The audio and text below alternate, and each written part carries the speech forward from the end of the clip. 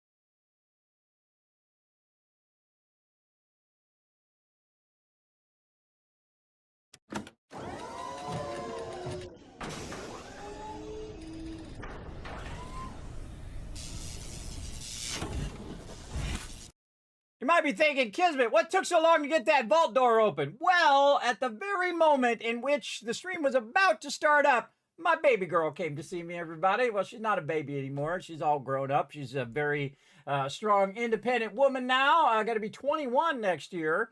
And she came to see me and wanted to talk to me before the stream, everybody. And I love talking to my baby girl. She's so proud of her, everybody. So proud of her. She's going to be an engineer. So studying to be an engineer right now. God, she's one of the smartest people I've ever known. One of the smartest peeps, an absolute smart person there. But a lot of smart people aren't wise, everybody. So I try to, give her a little wisdom from time to time. Sometimes they listen, sometimes they don't. I try to help them, with all the things they don't know yet, everybody. There's so many things in life, everybody, that when you're like 18, 19 years old, you have no idea. You don't know about credit cards. You don't know about debt. You don't know about how to buy a house. You don't know how to do all of those things that they should have taught you in school, everybody. They should have taught you, what your human rights are. There's a great video about that, everybody. Don't stay in school. Really great video from a long time ago. But the whole point about it is, like, they don't teach you, like, all the basic life necessities that you need to know, like how to, do tons of things that you won't know either if your parents don't show you, or you have to learn the hard way. Got to watch out for all the people trying to scam you, too. So trying to get her set up, and get her knowing all the things she needs to know that you're going to run into in life. And I know a lot of things because I've had to do a lot of things, everybody. I had to solve a lot of problems along the way, and that's how I learned those things. No one told me how to do those things. I wish they had. I wish I had learned it the easy way, where someone else could have just told me those things. So sorry, I had to delay the start here just a little bit. I always family first, everybody. There's my wife, there's my family, and there's everybody else in the world. So I keep my priorities straight, if you know what I mean. Now, tonight is going to be an epic night, everybody. So settle in. This is going to be a good one. Holy moly. We're going to play some Becastled, then some Pax Dei, and then a little bit early, the Outer Worlds, which I've actually had for a few days and hadn't been able to get to it because I've been taking care of my IRL stuff. Now, my IRL stuff should be getting a little less crazy, hopefully. We're going into winter now. It's too dang cold for me, everybody. The winter here in Tennessee is like it's 70 one day, and then it's 40, and then 30, and then 10 degrees, everybody, in Fahrenheit. Like 30 degrees, which is pretty close to right now. I think it's like 40 right now. Let's go see. What's the weather right now? Actually, no, it's a little warmer. It's 50. I'm from California, everybody. It's normally 70, 80 degrees year round. Even in the worst winter day of the whole entire year elsewhere, it is usually like 70, 80 degrees. And that's why everybody lives there, everybody. That's why it's has one of the most populated states in the United States. So I think it is the most populated state. Actually, as a matter of fact, it has the second largest city, though. The actual largest city is New York City. If you wanted to know about the U.S. In that way, whether you live here or you're abroad. A lot of people who watch my stream, by the way, are actually not in the U.S. because I stream late. And so this is their time to, chill out after a long day's work. So, yeah, for sure. Or they're just getting up, depending on where they are in the world. So, for me, though, everybody, I'm pretty excited about those, both Becastled and Pax Dei. But the big thing, the main event, of course, is the Outer Worlds 2. Like I was mentioning, I've had it for a few days. It actually comes out tomorrow on the 29th, and I love, of all the game studios, everybody, I love the Obsidian studio. And you're like, well, Kismet, why do you like Obsidian? Well, here's how it began, everybody. They actually, some of the people who work for Obsidian, who are the original people from Interplay. Now, Interplay, of course, makers of the Fallout franchise. That's right, the very first one, number 1 and number 2, and a whole lot of just signature games, everybody. Games that are legendary. If you want to look them up on the wiki and look at their game titles that they came out with, everybody, all the genres that they created, which of course led to a lot of other games later on that, of course, you see now. They were like the hallmark of games back in those days. And so they left the Interplay and they went and created Obsidian.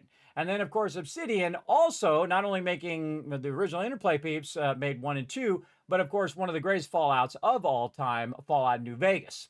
Which I still am stunned that they did not remaster New Vegas first. Of all the ones to remaster, Obsidian, sure, that one's cool. Or Oblivion, I mean, that one's good. That's a fun game, but Fallout New Vegas, everybody, it's just like printing money, everybody. I know everybody is going to buy it again. I mean, everybody. I mean, it's going to break sales records if it's good. I don't know what they're doing over there, but I would get that going ASAP, that's for sure, and change nothing. Change nothing. Don't put your spin on it like some of these movies and stuff they've been doing. Don't do that crap. Nobody wants that. Nobody likes that. Don't do that.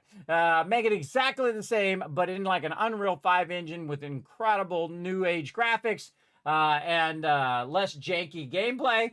And leave a little bit of the jank in there just because, nostalgic reasons. But, update it so that that is great. You know what I mean? If you're going to do a remaster, make it great, is what I say.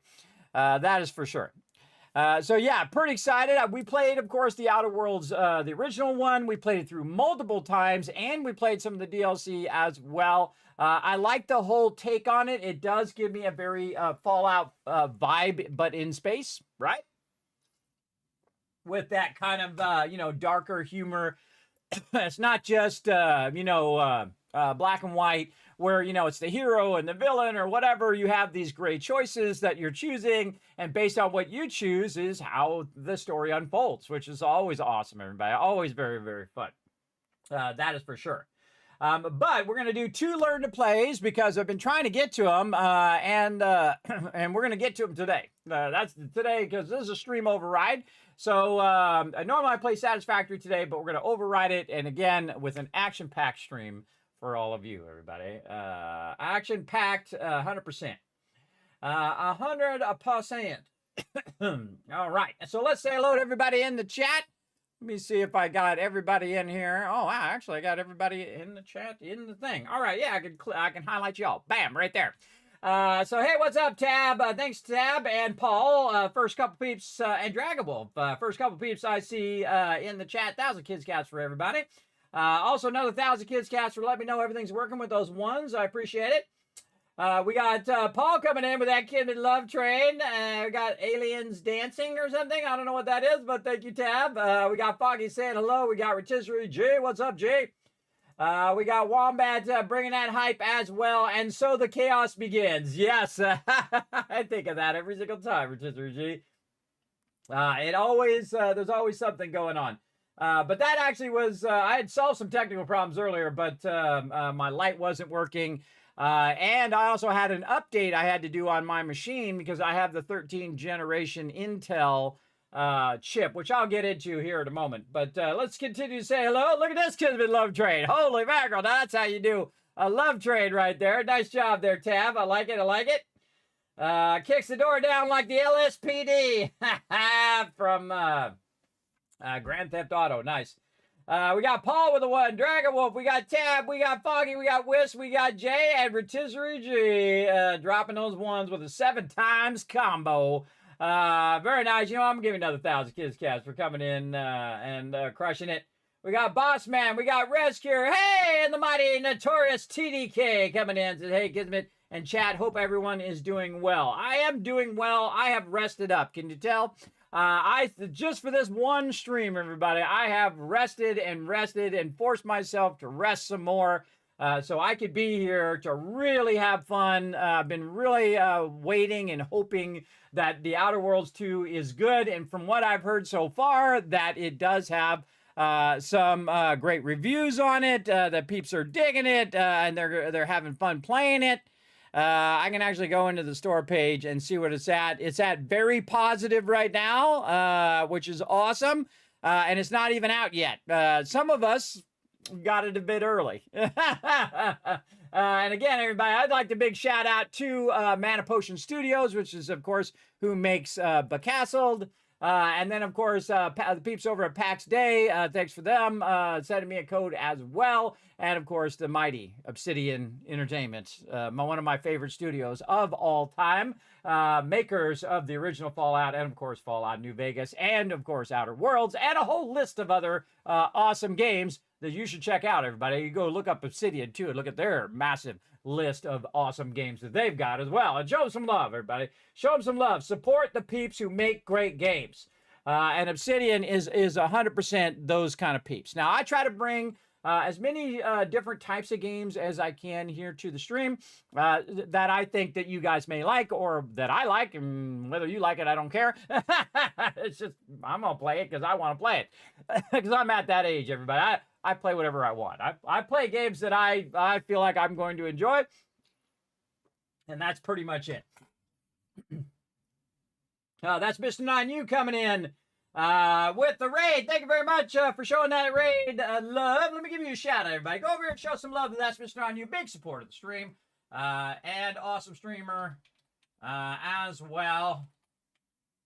Let me give you a shout out. What were you playing? TCG Card Shop Simulator. Oh. Always interested in what peeps are playing. I forgot it's in your profile. It says, I work too much. I play games badly. I'm right there with you. I'm right there with you. I play games, good, and then I'm occasionally great, as I like to say. Same thing with graphic design, everybody. I always said that to clients. They said, are you good? And I said, I'm good, and I'm occasionally great. Because I think that's realistic expectations, everybody. So to be great all the time it takes a lot of effort, for sure. Now, let me give, again, these guys some shout-outs. Thanks to them, big time. Now, I wrote it down, everybody. Becastled 1.0 just released on the 22nd. And again, I've been trying to get to these, everybody. I've been trying to get to them. Pax Dei released on the 16th as 1.0. And then Outer Worlds, of course, is releasing tomorrow, the 29th. And you're going to get a bit of a preview of it today. And I have a feeling we're going to get all wrapped up in it. All wrapped up. So again, learn to play. Usually I play for about an hour or so just to get a gist of the game, to see if it's your next favorite game. You never know. And I say we get right into it right now.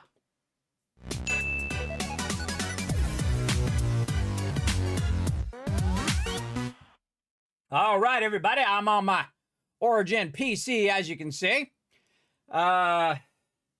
Becastled on sale, 33% off if anyone enjoys the game after. Oh yeah, Tab. Yeah, I was gonna talk about that later on. But since you brought it up, you know what? Let's just put it over here. Now, I saw this game, everybody, 100%. I know within the first couple seconds of watching a video, everybody, oh yeah, that's my type of game, bro. Boom, we're getting that one. So yeah, 33% off. It's about $14 US. And right now, very positive. With 2,656 reviews, everybody. That's a pretty good run. So we're gonna go ahead and start it up here. Let me get into my library. And see, I love this moment, everybody, like this. And I saved this moment just for the stream right here. Here we go. First launch, everybody, or really, I launched it to make sure it works ahead of the stream. But here we go. First playthrough. Here we go. Move over just a bit. Sunny people lived in peace and prosperity. The city grew to fit more and more sunny folk. But then one day, the sun set and the moon appeared. And with it, evil lunar monsters started attacking the city. Knights and archers fought bravely to defend their home. Eventually, the sun had risen again. The city held. But sunny people knew the war between light and shadow had just begun. Good voiceover. I like the voiceover. I didn't listen to the voiceover before because I usually can't hear because I don't have my headphones in when I'm setting stuff up. But all right, here we are, everybody. I'm going to go over this side so you guys can see the options. We're going to mute the game here just a second. So we have new, we have load, we have map editor. Cool. And I've already gone into the settings, everybody, and I have to, because I'm a streamer, everybody, I have to turn the music off because I'm not sure if it's copyrighted or not. And whatnot. Let's see. Is there any titles? So Dan Helmet and Yin, like okay. Combat difficulty recruit. Oh, look at these. You have different levels you can play. Yeah, probably gonna play. Oh, all right. I'm already 3 up. All right, so I'm already 3 up. Wow, that's a lot of difficulty levels. Normally just have, easy, medium, and hard. They got like 8 difficulty levels. I like it. All right.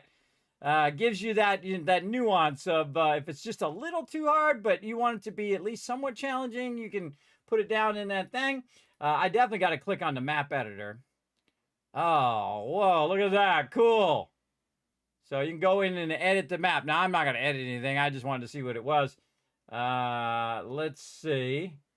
Exit to the menu. Yes. Okay. Now, again, I got a little bit of this game, everybody, a little bit of gist of it. Of course, I typically watch like the video ahead of time. But you build a castle by the day and you defend it at nighttime. It's kind of a city building plus tower defense game kind of mixed together. And that's the kind of games I like. I like those kind of games. I get all wrapped up in it. Big time, for sure. So again, it's 33% off, everybody. And again, I appreciate them sending the code just so I can show it off to all of you. All right, now I'm gonna move back over here, and we're gonna get into it. Let's turn the sound back on. Let's start a new game. Oh, and here comes the Kismet Love Train. Thank you very much. Tab coming in with the 12 months getting his dragon wings, everybody. Let's see some GGs in the chat. That's when you get your dragon wings at 12 months. So you're going to have yourself a brand new badge in the chat with your wings spread ready to fly right there. And, of course, Norbert will always look after you in the chat. It was making some noise or something.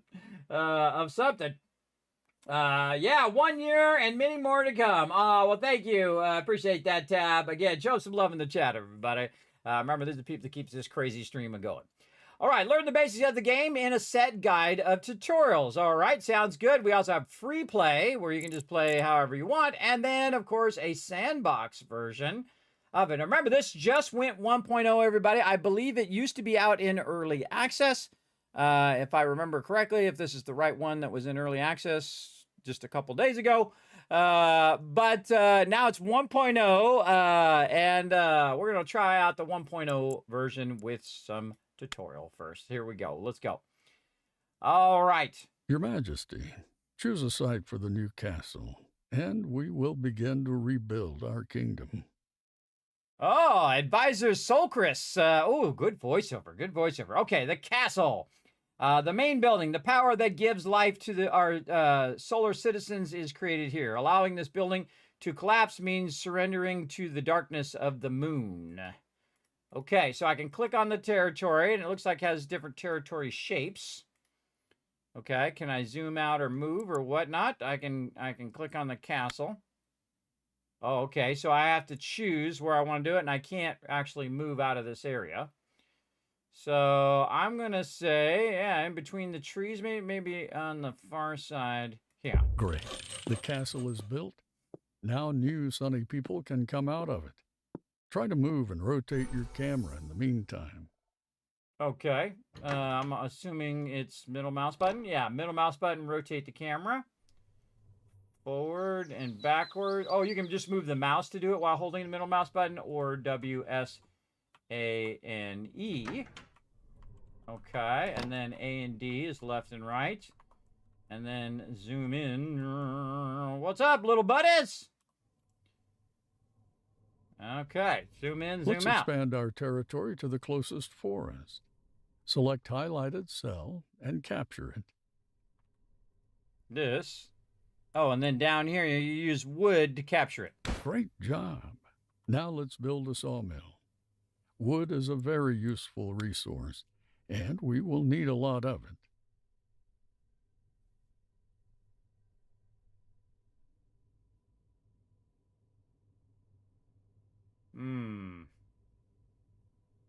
I think that represents how many of those you're going to get.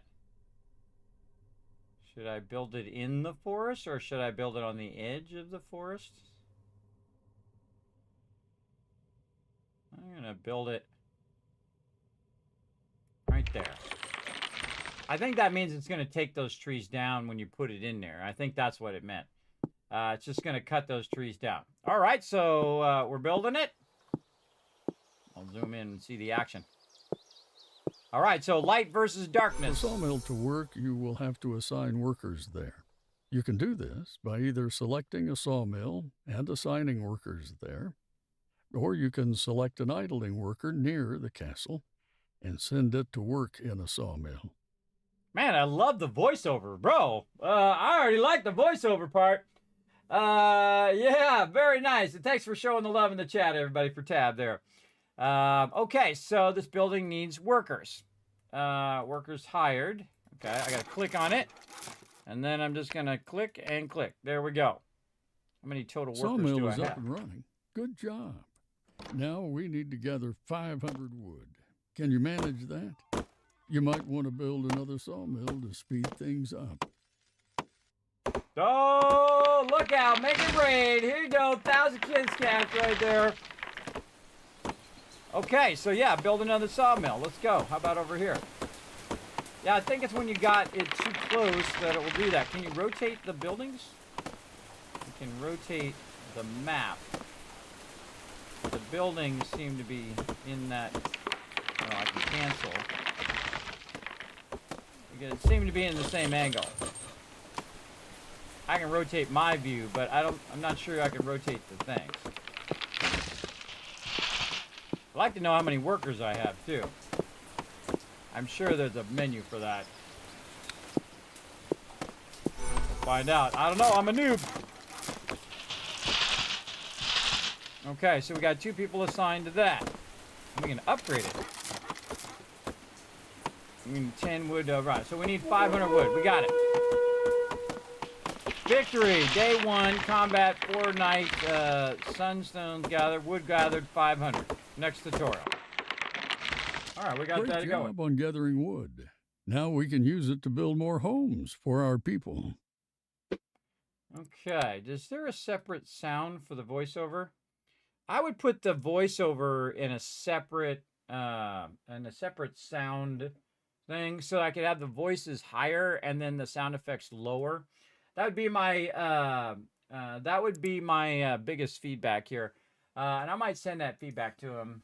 Have voice in separate sound control.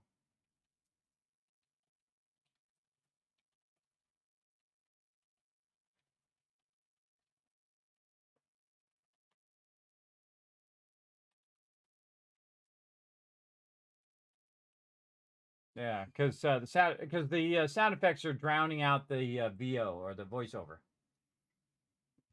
That would be my feedback so far.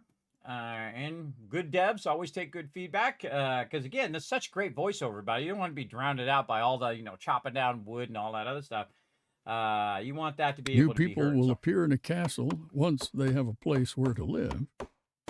You can see how many people can fit in your castle on a top panel. Let's build a few houses near a castle. Yeah, see, there it is. Now it's showing me my population and stuff. All right, cool. I'm going to put it right there.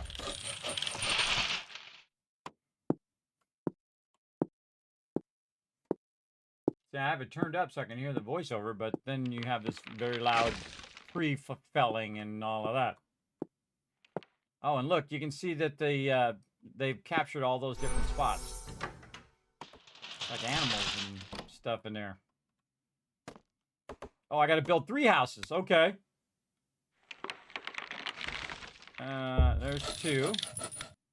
And I'll stick one back over there. Probably good if I like paid attention to the actual tutorial, right? I make tutorial. I mess up tutorials all the time, everybody. Maybe the background noise to 50%. Yeah, I can't adjust it other than sound effects and music. That's all I can do. You should always have the user have the ability to control, especially the voiceover, because I usually turn everything else down and I turn the voiceover to maximum so I can hear the voiceover. I like the Oh listen no, to the voiceover. mood of our people is low. Each citizen reduced total mood by 1. People might start to leave See, watch. If I turn the sound effects down like this, our city if mood gets too low. I See, suggest building a tavern. the voiceover and got lower. assigning a few workers there. It will increase mood of our people. See, again, I can turn it all the way down. I'm gonna try it on the next one. I'm gonna turn the sound effects all the way down and see if we can still hear the voiceover. It's low. Reduce the total mood by people start leaving. It gets low. I suggest building a tavern. Okay, I'm building a tavern. That's what I'm doing. Okay, I got distracted from the tutorial. Let's build a tavern over this way. Oh, and it adds a plus to your housing. Oh, I see. I should have put this house Working over there. tavern increase mood of nearby homes. Later on, you will be able to place churches or decorate. Hold on. Let's turn the sound effects off. Yeah, see, you can't hear the voiceover. It's part of the sound effects channel, which is a bummer. Increase mood of your people's homes. Send 2 That's a bummer. workers to work at the tavern when it's built.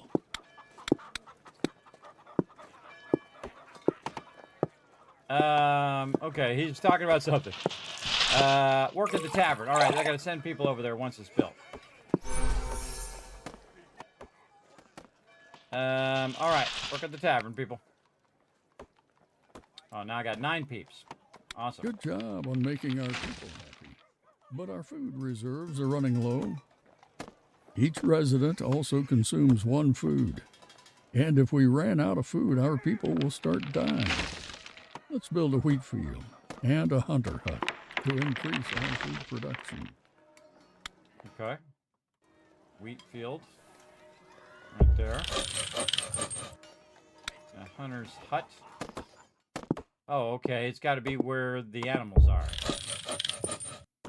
See how I put this one here in the field where it's greener, and then over here where the animals are. Zoom out just a little bit.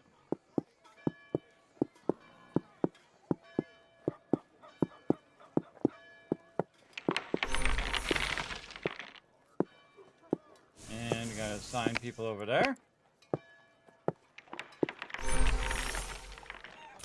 And assign people over here. Great. Now we can...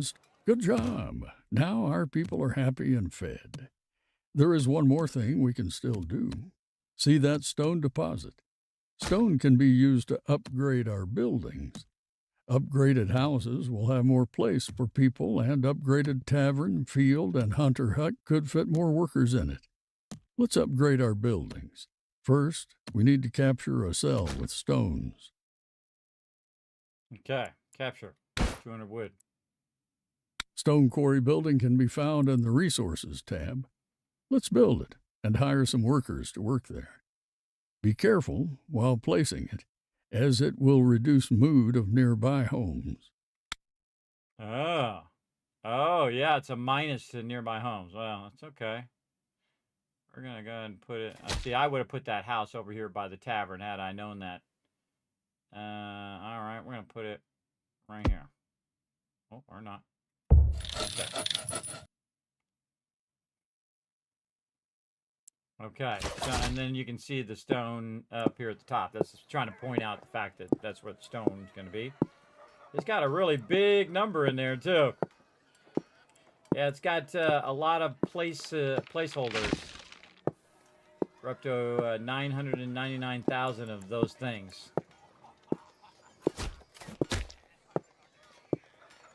He sounds miserable narrating the story. No, actually, he sounds like a wise old wizard to me.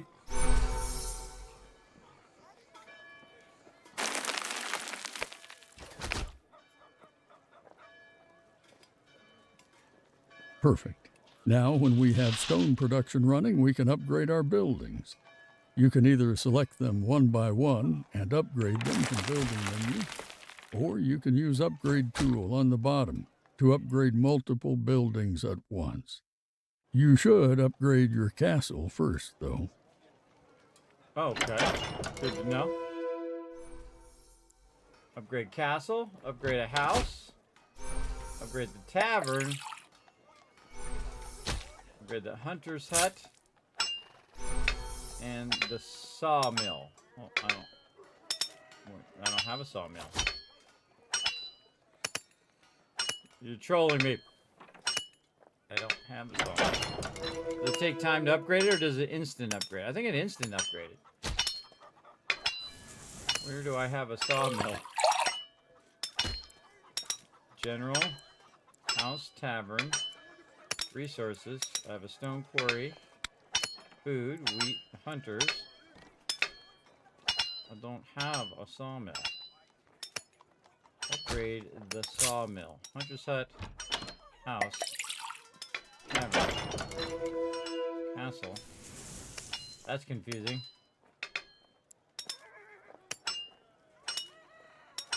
So, do I need to upgrade it again? Huh. Oh, in the top right. Wow. Good job. Eagle eye, bro. Eagle-eyed it right there. Good job. That's good eyes, everybody. Good eyes. There we go. Yeah, 1,000 Q's caps. There we go. We got it done. All right. Man, I did not see it there. Good job. All right, here we go. Little pre-built city here. Oh, Good look day, at the cool, sire. like, walls. Today we need to learn how to manage our army. Each night, we'll be attacked by enemy forces, and we must be prepared. You can see the daytime tracker at the top of the screen. It tells you when the night will begin. Each day, we have some time to build our economy and army. For now, let's progress time forward. Okay. Hold any button to speed up daytime. Left.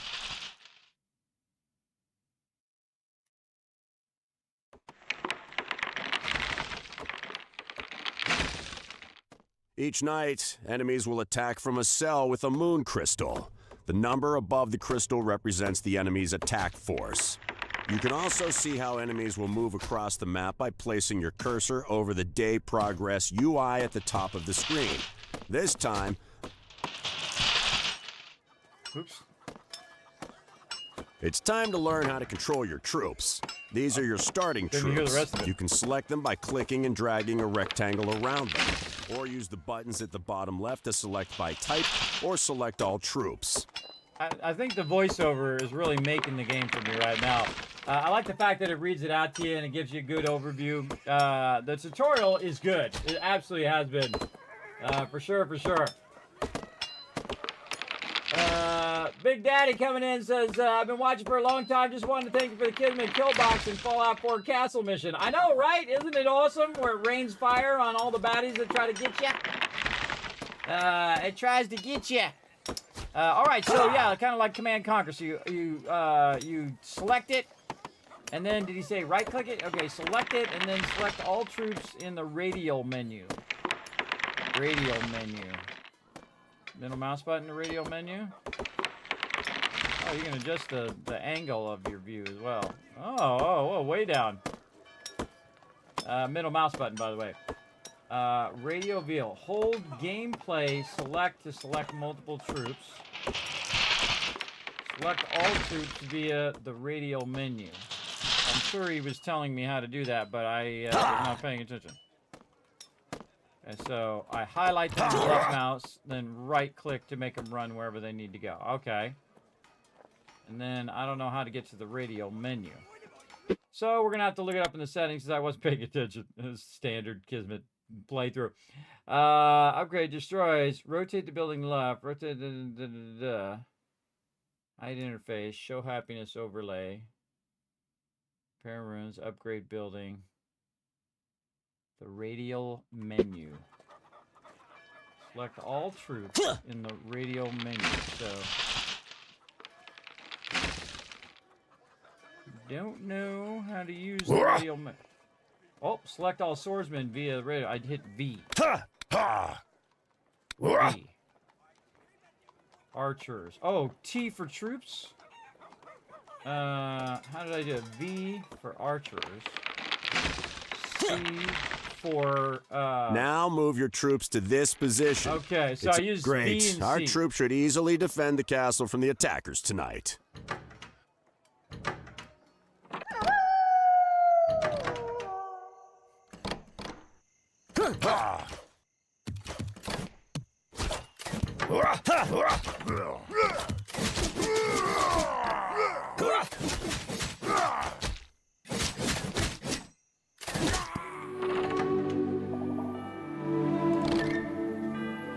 Good job surviving your first night. Next time, enemies will attack in greater force. Let's prepare.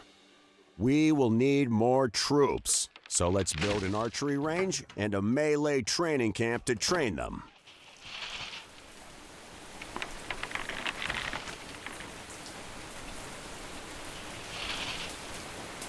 Those music stabs that came up and did that, that should be part of the regular music slider, not part of the sound effects.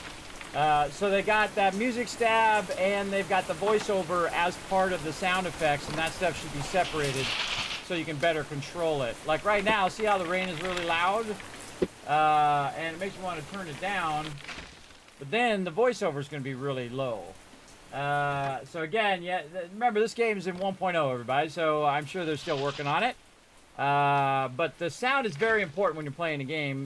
Being able to control whether you want to listen to music, whether you want to hear that music stab, whether you want to, you rather hear the voiceover or turn the voiceover completely off, and whatnot. That's vitally important to the whole vibe of the game. But so far, digging the vibe, just those little things would be the feedback I would give. Let's see. Next time, enemies will attack in greater force. Let's prepare. We need more troops, so let's build an archery range and a melee training camp to train them. To protect the castle and our people, we need strong, fearless warriors who are ready to rush into battle without hesitation. The training process creates a lot of loud noise for the people living nearby. Oh, okay. So we want to put it way off over here. Like this, and then like that. There we go. Get on it, peeps. And if I hold down the left mouse button, or if I hold it down right here, it goes faster.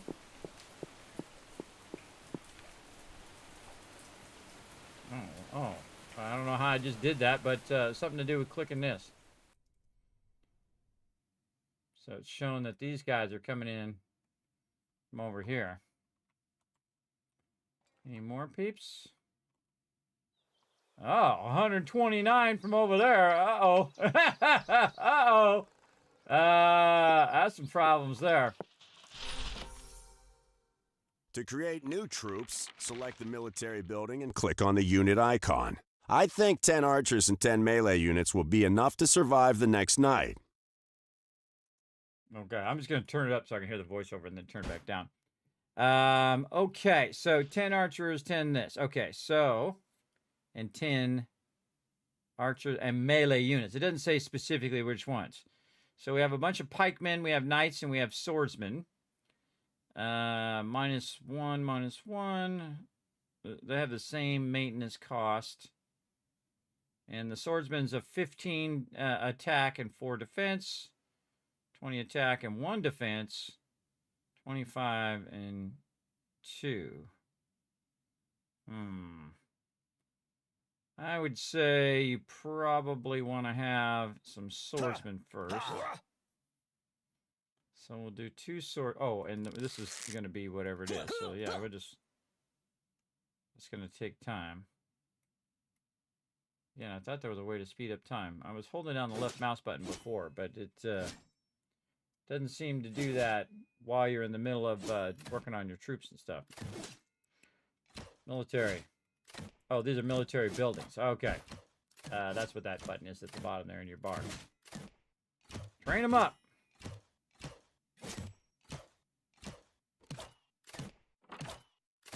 It looks like it has an arrow, like it's going to tell them where they're going to go. Oh, okay. So this is to set their rally point. So yeah, both of these are automatically set to be a rally point of right here. I see. So we do another swordsman and archer. Can I just queue up like You've run out of sunstone. Troops cost sunstone to train. Additionally, each unit requires food and a certain amount of sunstone for upkeep. You can see how much sunstone each unit requires in maintenance when you train them. If you run out of food or sunstone, your troops will begin to lose health. I suggest we start mining sunstone to fill our treasuries and finish training our troops. There are 2 sunstone deposits near our borders. We should expand our territory to mine them. Man, this is the type of game you start playing, everybody, and about 20 hours later, you realize it's been 20 hours. This is definitely it. A workshop can be placed on a captured cell with sunstones. Oh, I got to capture the cell first. Capture. Ah, okay. Capture the cell, and then put the thing down. We want it away from our buildings here. Yeah, there's something that's mining over there. Okay. What's this here? Oh, this is a hunter's hut. Okay, so again, total income is 0, and total outflow is 170. That's not good. That's a whole lot of not good there. You don't want to be at a deficit unless like it's really an emergency and you're getting attacked by a bunch of mobs and you're trying to save your village. I would imagine then it's okay to go into a debt, but I would say that's not going to last very long. For sure, for sure.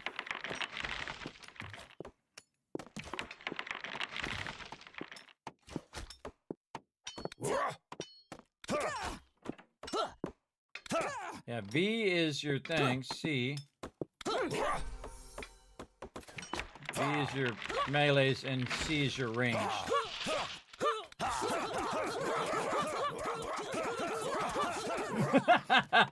Have a good time, everybody. Have a good time. All right, let's hire some peeps to get this unshown. Melee units trained 9 of 10. All right, I gotta get another one. Let's get a 2 and 15. 15 in high resistance. Oh, we need knight for damage. Knight for damage, and then another archer.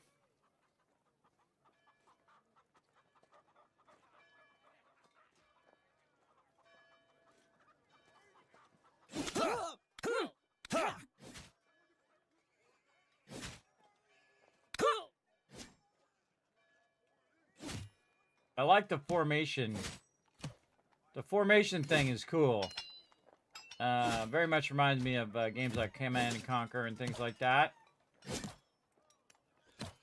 That's cool. I can very easily grab all the archers or all the melees at the same time.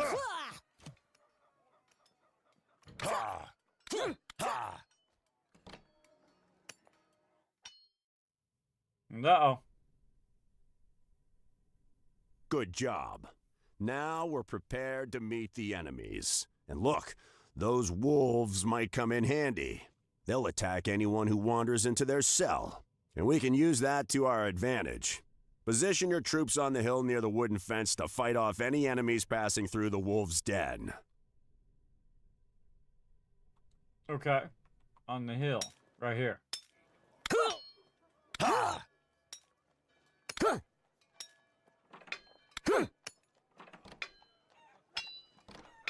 Yeah, see, and they have different things. Move and attack, attack enemy, hold position, defend position. So I probably want to put defend position. Defend position. Then I have one guy over here that's not part of the group. We'll bring him over.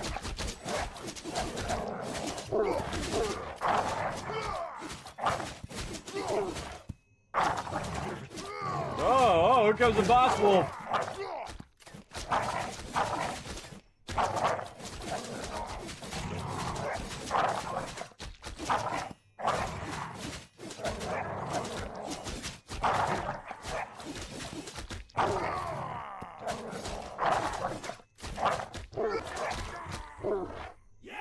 close.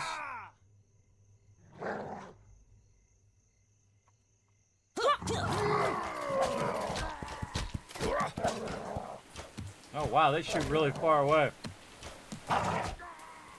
Oh, do you see on his shield, everybody? He's got arrows. Our goal is to destroy all lunar towers on the map.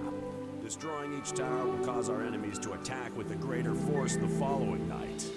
The tower's attack force is displayed above it, just like the moon crystals. Additionally, each tower spawns an enemy boss, so make sure you're ready to defend yourself when you destroy one of the lunar towers.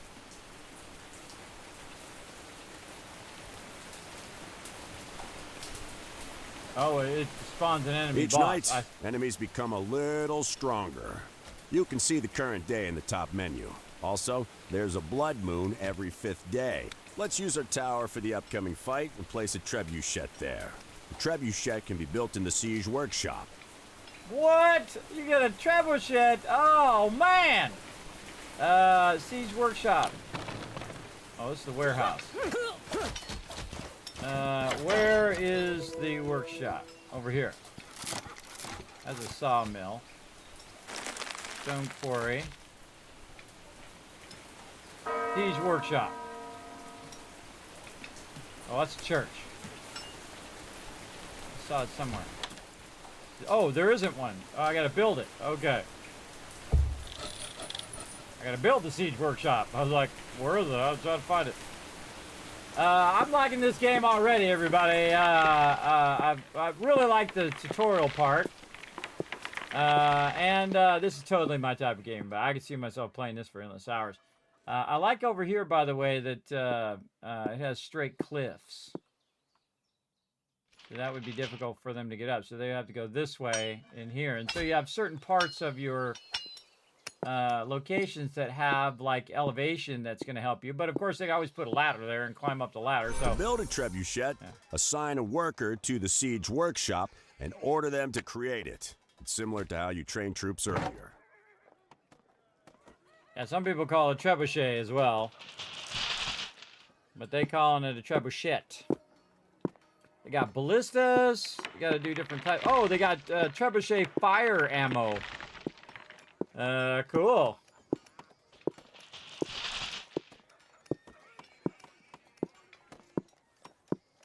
And again, everybody, the name of this one's called Becastled, made by the awesome people over at Mana Point Studios.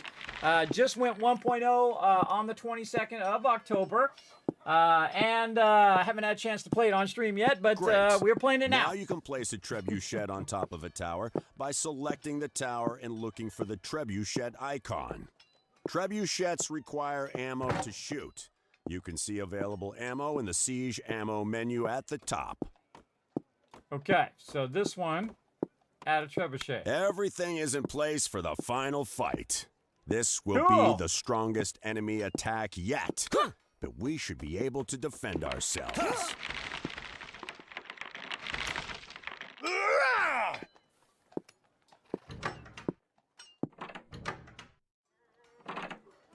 I'll make another tower and another trebuchet. Remember, you can call workers to join the militia as a last resort to save our castle. How do I do that? Oh, look at the trebuchet!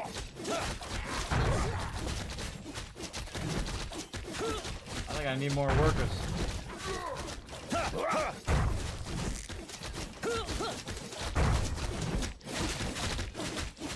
I love the trebuchet. The trebuchet, brilliant idea.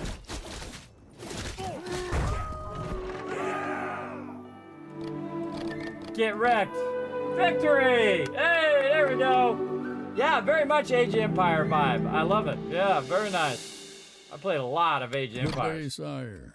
Today we'll go through some advanced city building features. Let's start with the tech tree.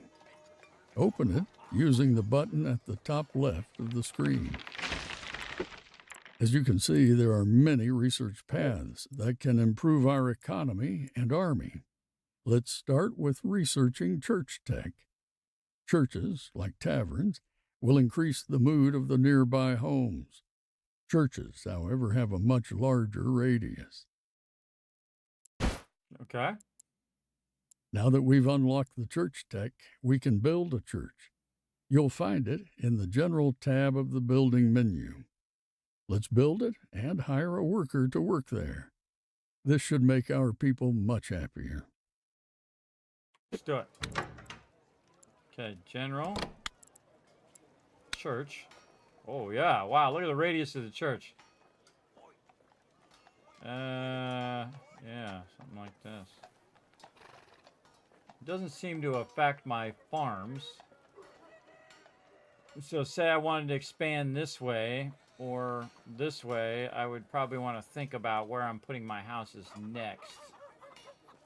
Alright, so if I did this and then wanted to expand, say, on this side over here, which is probably what I would do. Yeah, I'll put it right there.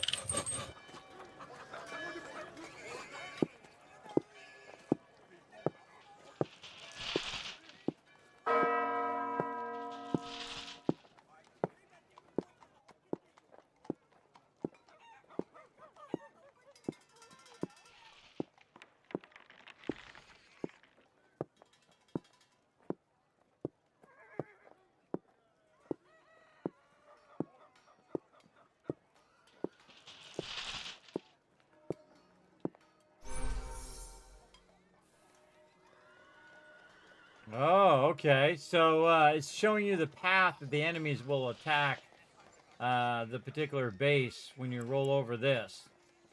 See, and then also siege engines that will come in and attack the base as well. Okay. Got a church. You can see the mood bonus from the church in the house menu. Select any house and hover your cursor over it for mood details. Later, you'll be able to place a library or decorations, which also improve the mood. Okay, house happiness 1. Okay. Each food source generates additional resources. For example, our wheat fields produce food and also generate wheat. Wheat can be used in a bakery to create food, or it can be processed into a flour in a windmill to improve the food output of a bakery. Let's research the necessary tech for a bakery production chain in the tech tree. Okay. Up here. And bakery. Let's research the necessary tech for a bakery production chain in the tech tree. So we've got to just hit this or windmill and then advanced architecture. Bakeries and windmills can be built anywhere on your territory. But wheat fields should be placed on a captured cell with thin flowers. Okay. Okay, so wheat field, which I already have. Sawmill, stone quarry, food, windmill, bakery. So, does this affect anybody in the housing? No, it doesn't affect the housing. Though it could get destroyed if it's getting attacked. So, windmill, and then a bakery. Again, I also think about travel time, everybody. The travel time between the windmill and the bakery and the farms and all of that. That travel time does have an effect on these type of games. These RTS style of games where, you got a whole bunch of things going on at the same time. For sure. So yeah, this is like they consider it a strategy game, which I agree.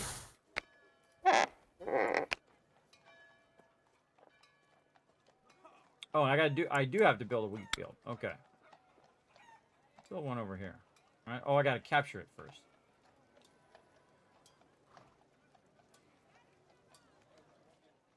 Huh. Well, let me capture it. Resources. It doesn't let me capture. Okay, I'll just put it right here then.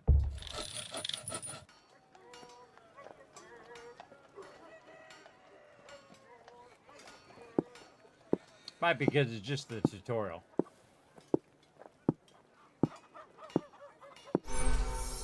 Wow, an hour's gone by already, everybody. Generate just enough like that. wheat for a windmill to process it. This can then be used by a bakery to create a lot of food. You need to upgrade the windmill and bakery for this to work at maximum capacity. This is the best way to generate food. Okay, upgrade. An upgrade. Bakery workers, 1 of 2. And a windmill workers. All right, You can see food production details on the top panel. How much food? As you've noticed, there are many resources to manage. Sometimes you might run short of stone, iron, food, or trebuchet stones. In this case, you can trade for them with sunstone. Let's research the necessary tech for this. Oh man, they got a bunch of different peeps doing voiceover. Love it. All right, Trade over tech here. requires markets and caravans to be researched first. These can generate additional sunstone, as natural sunstone sources are limited. You'll need a large amount of sunstone to expand your city and support your troops. Okay, markets, caravans, and resource exchange. There are deer spawn inside our territory. We should start hunting them. As with wheat, this will not only give us food, but also deer leather that can be sold at the market.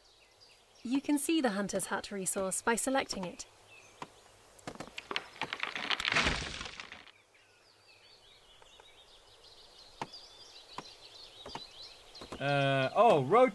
That's what you're talking about, the C and V. I can see it down there in the bottom. You can rotate it with C and V. So you can rotate buildings. All right, awesome. You can also build multiple at the same time. Cool. You guys are watching. Somebody was eagle-eyeing it there. Thank you, Tab. Yes.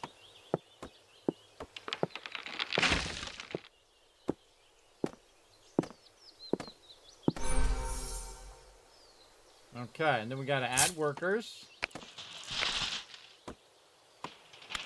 To sell deer leather, build a market and assign a worker there. Deer leather will appear on the market stall automatically. It's the only resource we can sell for now. Markets are very useful for building a strong economy. They also produce more sunstone when placed closer together. Well then, let's make 2 markets.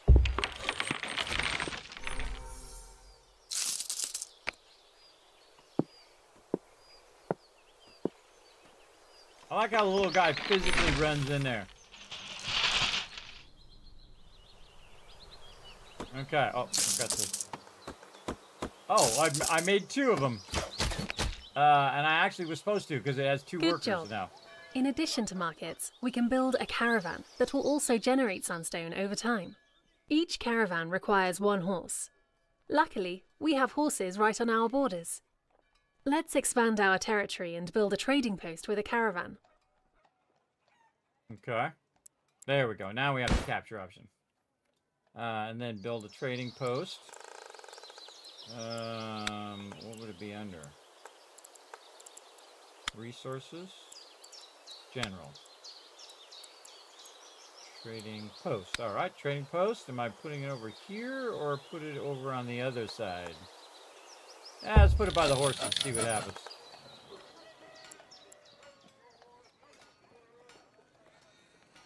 So far, digging it, everybody. Digging it big time. What are the buttons for on the left-hand side? It looks like... oh, yeah. Select all troops. Select all pikemen. Select all knights. Select all swordsmen. Select all archers. Select a free worker. Yes. So there must be other keys for this, because C and V are... I think it's knights and archers. So there might be other keys that do that as well. In fact, we can just go look. How about that? Key bindings. Let's see.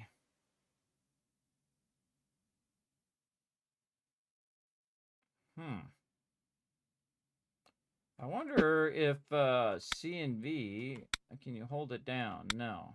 To get like a radial menu is typically a menu that pops up and then you can select things from that radial menu.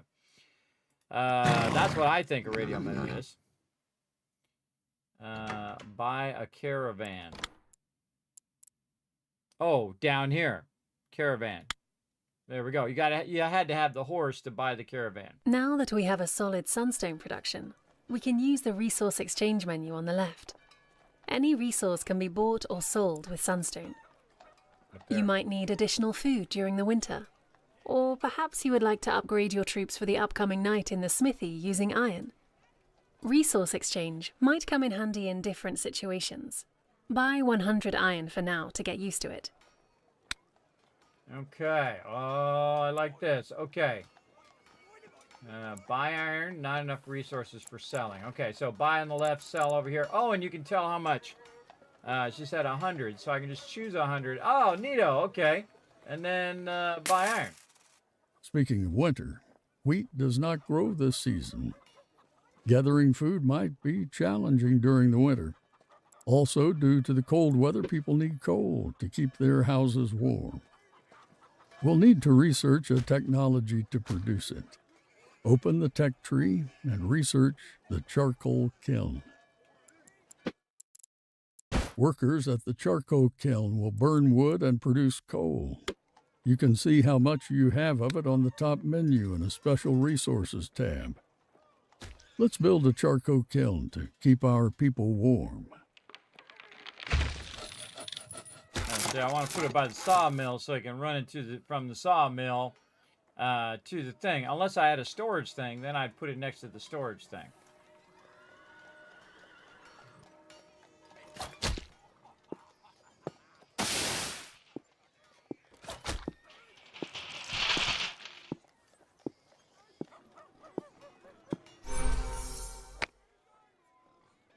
Okay, and then I gotta hire workers.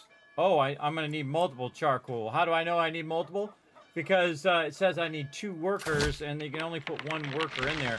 What if I upgrade it? Oh, I can upgrade it and put 2 workers in the same one. Ah, okay, I'm learning. I'm learning some stuff. I play a lot of games like this, everybody. I love these types of games. I think they're awesome. Great take on it, though. Again, it's like you build during the day and you defend during the nighttime. I like that. Very, very cool.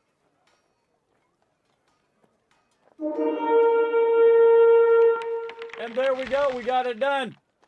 All right. One more. And then we got other games to play. This is totally my type of game, but I can play this one for hours. Good day, sire. This time we'll learn how to build walls, towers, and gates. Walls are very useful. They can protect our city from enemies, and we can also position archers on them. Let's research wooden walls in the tech tree. Right here, wooden walls and palisades. Walls will block enemy paths, forcing them to walk around, but they don't like to do that for long. Sometimes they might attack our walls directly. Let's build a few wooden walls on the highlighted edges. Okay, wooden wall. Gonna mute the, Oh, it snaps to the edge. Oh, that's cool. It just snaps on the edge of your thing there. All right.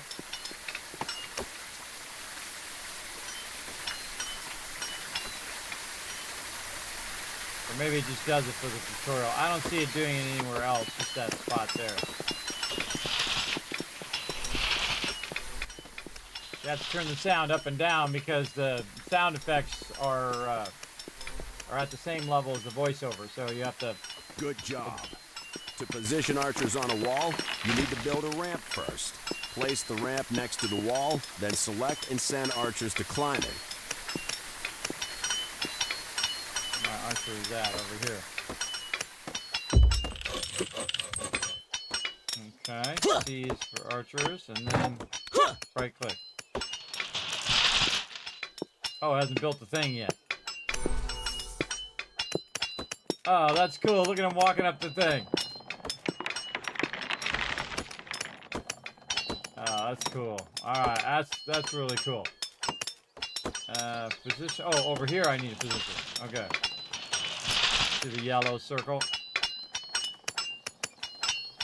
Our archers gain an attack range bonus when shooting from the walls.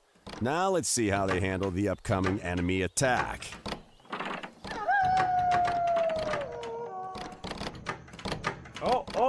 my bad. I clicked. Right here, guys.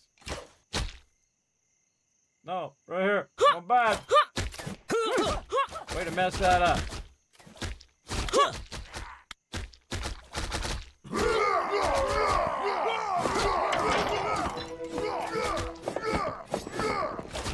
What am I doing?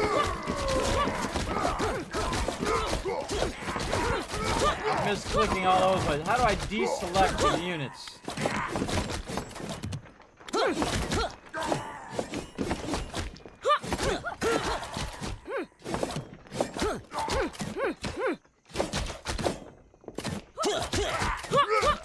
While the moon monsters wasted time running around, our archers shot them all. But they can still reach our castle. Let's finish the remaining part of the wall to enclose it.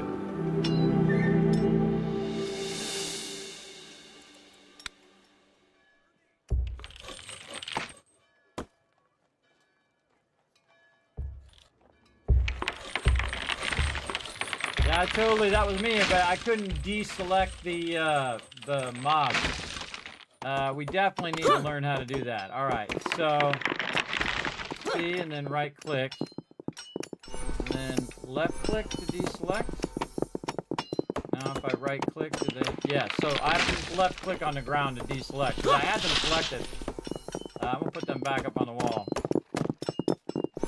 And I had them selected, and I was trying to deselect, and it wasn't deselected because I was pressing the wrong button. Whoa.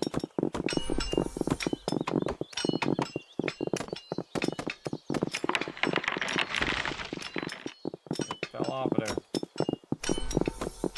And then left to deselect. There we go. Yeah, that was a failure because they got by while my guys were running around. They weren't shooting. I love the whole building the wall thing. That's cool. Very cool.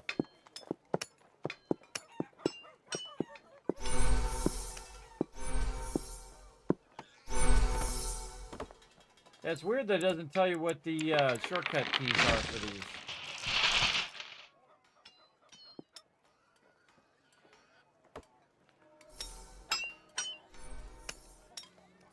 Our castle is enclosed in walls. No one can get in, and no one can get out.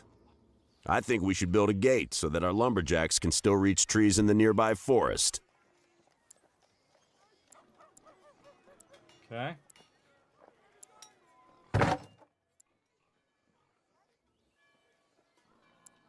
Towers and walls. Oh, there we go. Ramp. Gate.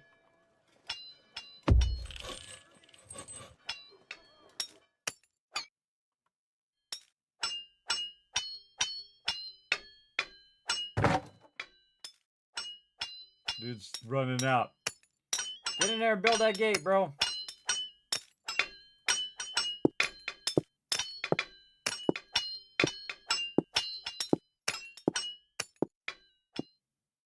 Less if I'm further out. Oh, okay. So yeah, if I'm further out, it you can't hear the sound as much.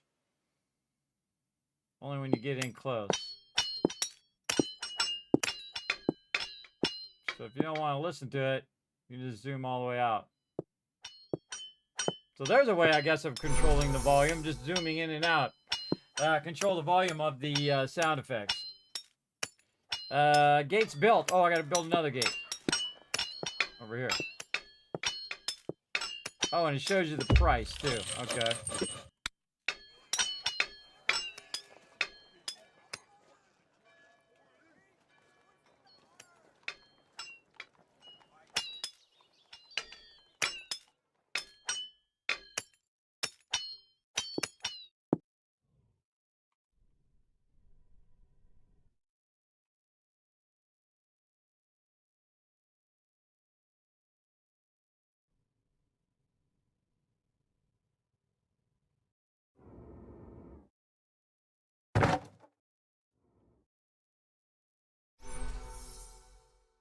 There's an iron spawn right on our borders. Iron can be used to upgrade troops and craft siege ammo. Let's expand our territory and build an iron furnace here. We'll need to research iron mining technology first, though. Okay, iron working. And then capture.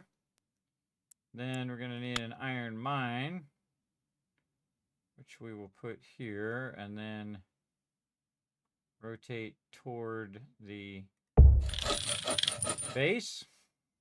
This way also you can keep your archers up on the top, on the ramparts here, and then rain fire if they try to get close to your thing. You put it over here a little harder to get out of shoot for you.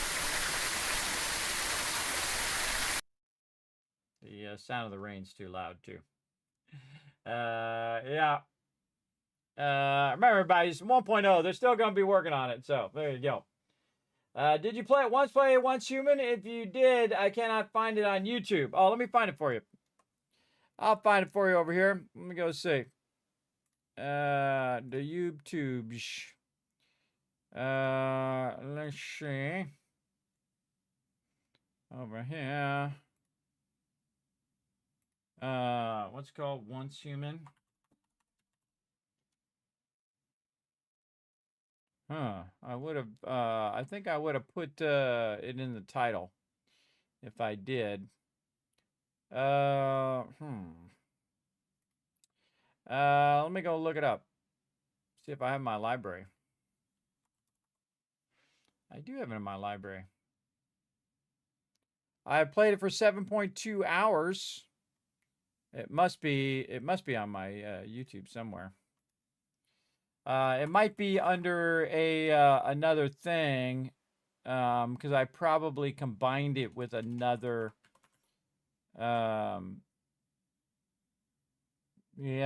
I probably combined it with another thing that I was playing. So I was probably playing, you know, like Fallout or something, and then just playing that also. That's a good question.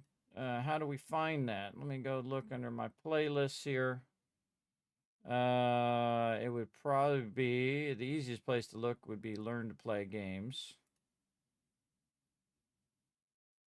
Like these right now. See, this is these, so I'm going to have actually two parts of this particular stream. Like this, the Learn to Play part, which goes into Learn to Play, and then part 2 is going to be the Outer Worlds, which will be a separate video, because I learned that lesson that if I'm going to really play it, I should put in there. But if I'm just going to do it for like an hour, I typically put the name of it in the title now, so it's easier to find.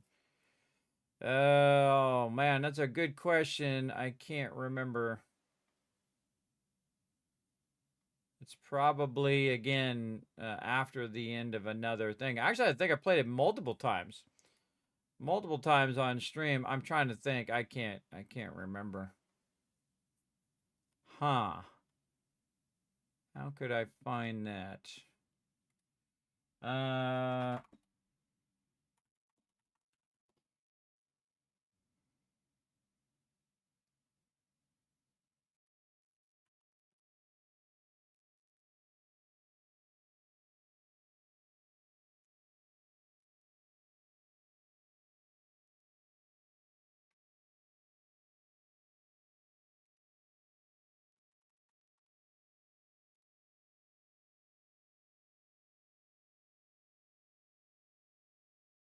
That's a good question.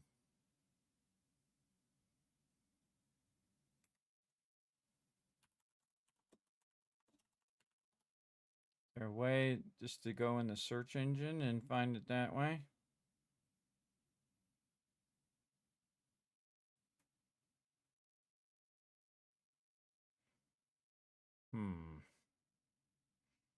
You're asking the tough questions, and I'm going to find the answer.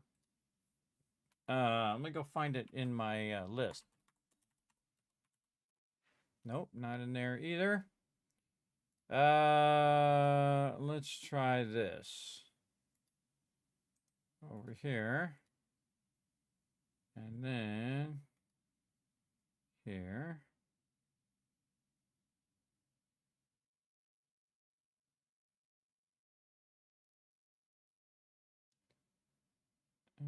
Okay. And then over here. And then look back in July. I looked up when I when I was roughly playing it in July.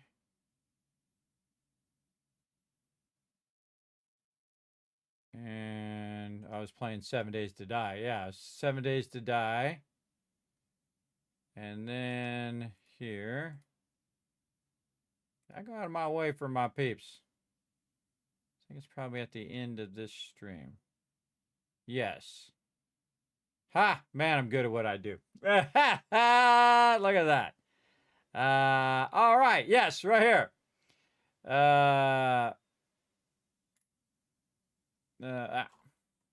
on. Right here. Bam. Right here. See? Once human. So this is BSE 2620. And it looks like it's about 10 hours in. I'll put it in the chat for you. Hold on. Put it in the chat. BSE. Look, it's the younger version of me, everybody. That's from July. BSE, what? I just said what it was. I already forgot. Right there, 2620, episode 2. 2620, episode 2. There you go. Well, there's that one. There's one that I played before that as well. That honestly I don't remember. And that should get you started. And that was the latest update to it as well. So that'll get you, and that will get you into there. So there you go. Now you know. That's why I also have them in. I have the BSE number as well, so you can find that particular one, even as split. But I try to keep them split now, or at least put the name of the thing in the title. But sometimes it's just like in the moment where I just feel like, hey, you know what? We're gonna play some Once Human. You know. Sometimes that does happen, and they get mixed in with the other ones. So there you go. So enjoy. And again, some of those I just play for like an hour or so. Like here, we're already an hour and a half in because I'm having a good time. You smell a spreadsheet incoming? Oh yeah, 100%, 100% spreadsheet right here.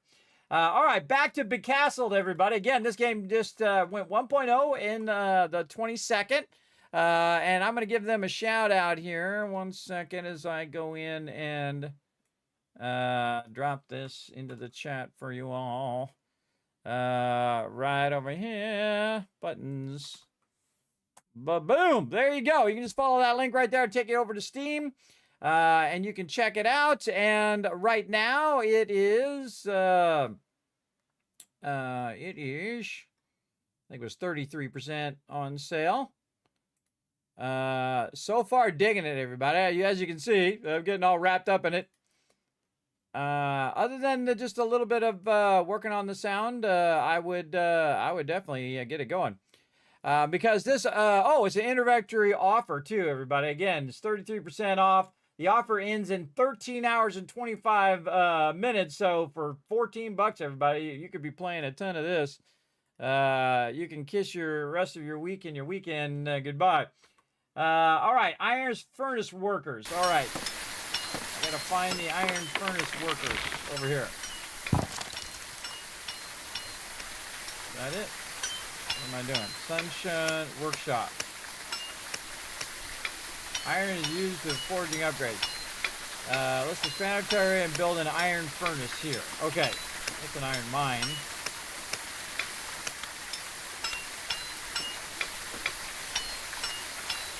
Building an iron furnace. I wasn't paying attention. It was my bad. There's an iron spawn right in our borders. Yeah, the rain definitely needs to be turned down. Did I make a note of that? The rain volume is too loud. Rain.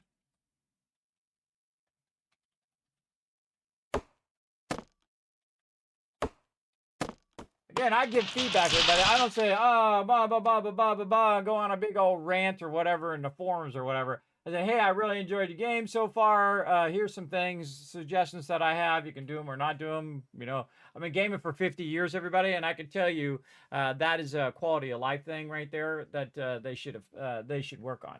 100%. 100%, because they're such a really fantastic game. They have really amazing voiceovers. I really love the voiceovers. I like everything about this. Is 100% my type of game, everybody. And if it's your type of game, this is your jam right here. So that's affecting the overall experience of the game, and it should be adjusted. This way you can focus more on the game and not worry about the sound getting too loud or too soft or whatever it is. So you can have your voiceover nice and high, you can have your sound effects a lot lower, and then you can really, just be immersed in it as well. Not that I'm already not immersed, because it's an hour and a half. Normally I go for about an hour, but I want to see how this one works out. So iron furnace. So, over here, I forgot to put workers in the iron mine. I see. Okay, so it's the iron mine. Thing useful with iron. We'll need to research smithy and fire arrow tech for that. Yeah, it says iron furnace and not iron mine in the tutorial. Iron furnace.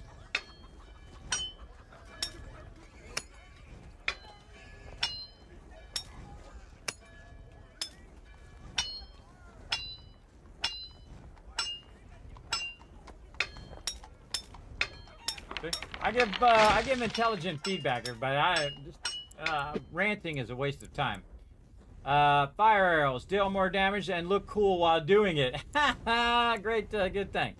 I like that. Okay, so we got to get smithy first, then we can get fire arrows. Okay, I see. Smithy workers hired. So I got to build a smithy over here. Smithy. Do I want to put it out here, or do I want to have it in here? In here, probably.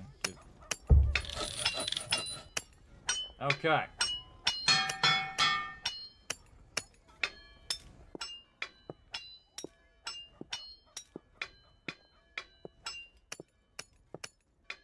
And again, we can zoom out to reduce the sound, the clanking.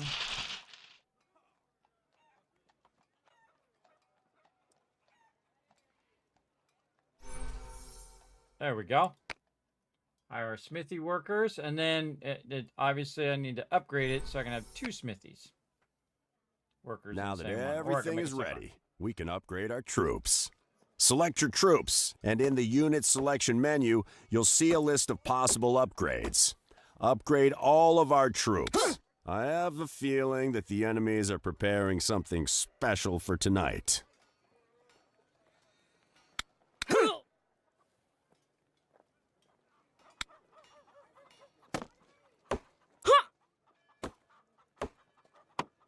The residents. Okay, so select our troops and then fire arrows. And then reinforced armor. Okay, so how do we know that we actually upgraded him? Oh, up there, weapon upgrades. Armor upgrades, reinforced armor. So I guess it takes now, time for position your archers on the gate and prepare to fight. Right here. Okay.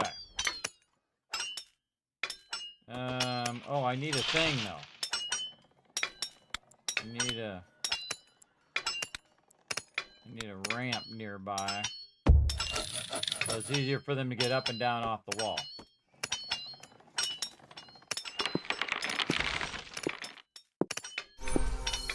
Yeah, I learned.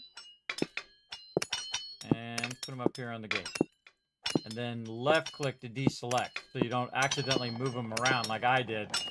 Yeah, don't be moving them around like that, because that could have cost me the battle for sure.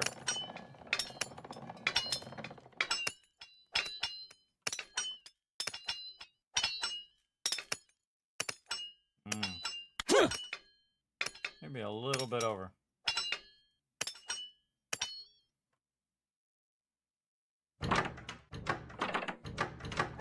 Go with that. The enemies have a siege ram. Be careful. It can deal a lot of damage to our buildings.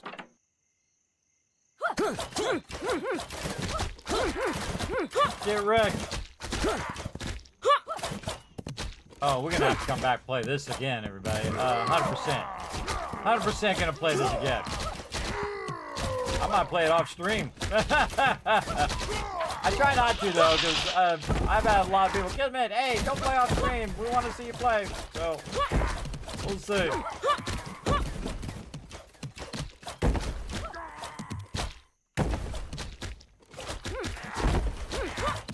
Oh yeah, so they're doing damage to the wall. Can I repair it while...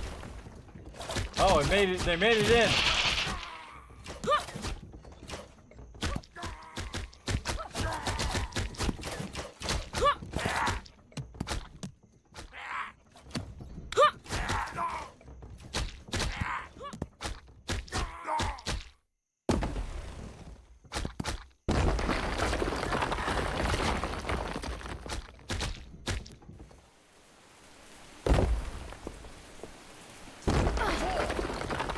Ah, taking my buildings down.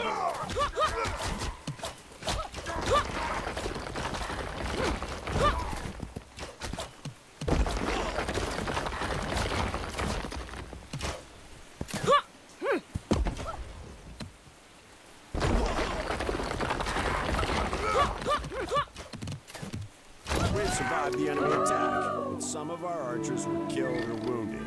The icons popping up above units during the fight indicate whether a unit was killed or wounded.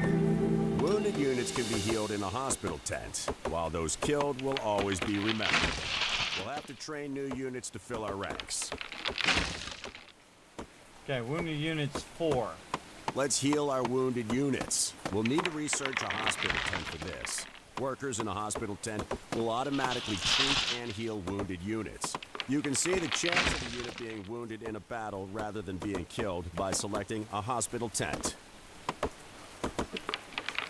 Okay, hospital tent. And then build it. And like right there.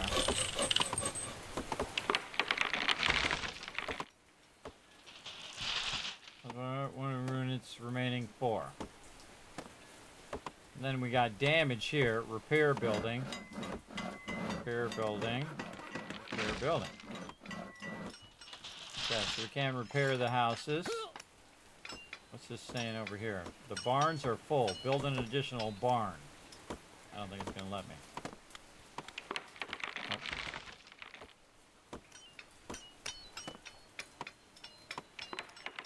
Building is ruined. You can repair it if you have enough resources. Let's get these guys over here. Out of the way.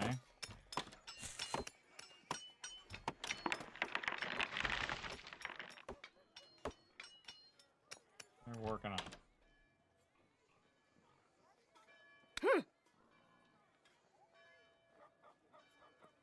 Oh, they're actually in the way of people who are going by. I see. Put them over here.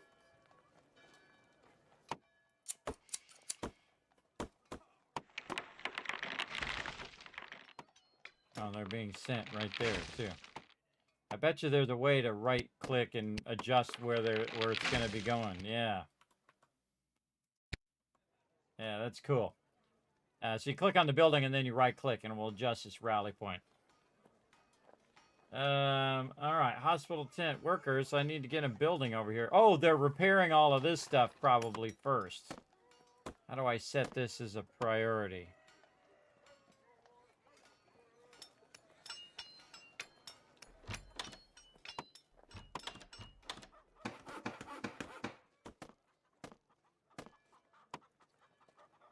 Do I have not enough wood or something?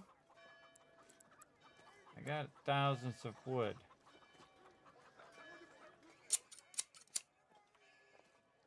That'll teach me to go off tutorial.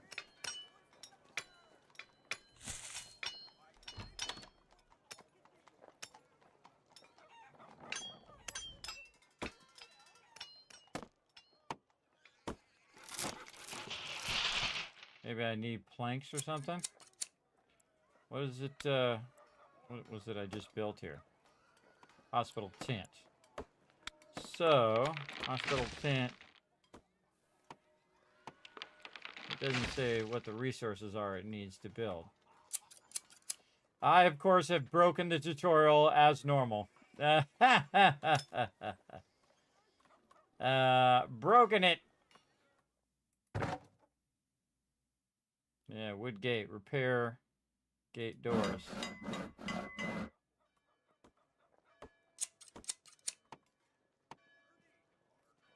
Yeah, I don't know why it's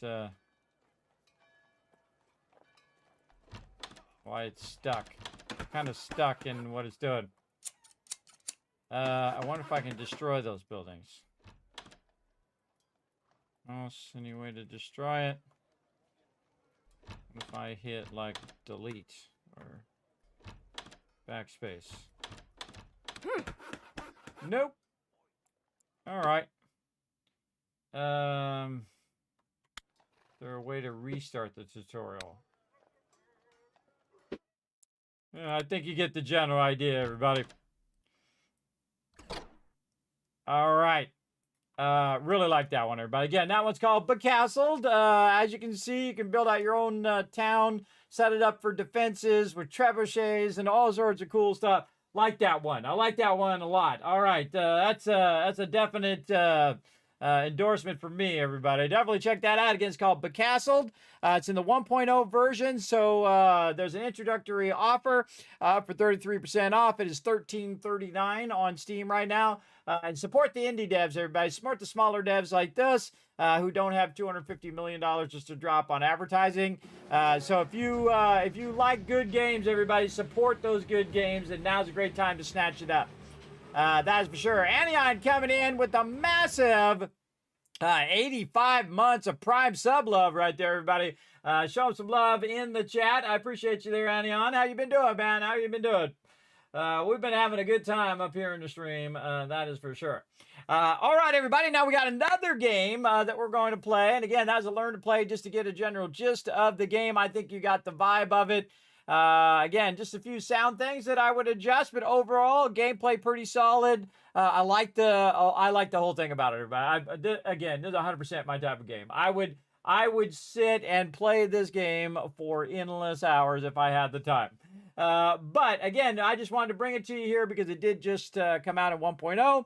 And I would definitely, if this is your type of game, I would at least wish list it. If not, just go straight buy it while it's on sale for the 33% off. I think it's a steal at $14.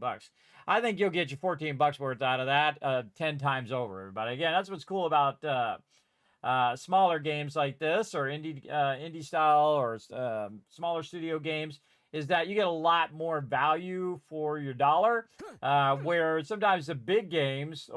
Oh, he's attacking that wolf out there. Oh, that's what that noise is. When the wolf gets too close, he's attacking those wolves. You get a lot more value out of this than some of the big games that you spend, $80 or $300 getting the collector's edition, and then you get like 10 hours out of it. Like this type of game, you're going to get a ton of time out of it, I think. All right, and again, thanks to them for sending me a code to check it out. 100% recommended, everybody. Absolutely, 100%. That one, I can tell right away, everybody. That one's going to be super fun, and you get a lot of hours of enjoyment out of it. I answer to nobody, everybody, because I'd tell you if I didn't like it. I'd tell you if I didn't like it, and if I felt like it sucked, I'd just tell you. I'd just tell you straight. Because I don't care what anybody thinks, other than being honest and being straightforward, because that's just the way I am. I'm old school that way. All right, everybody, we're going to take a little bit of a break, though, before we start the next one, which is Pax Dei. We're going to take a little bit of a break, and then we shall be back. So we're going to have you guys do some words on stream, descramble words, earn yourself some Kiz Caps, and potentially use those Kiz Caps to win future giveaways. So here you go, all you smart peeps. Away you go, and I'll be back in just a bit with a whole nother game, Pax Dei.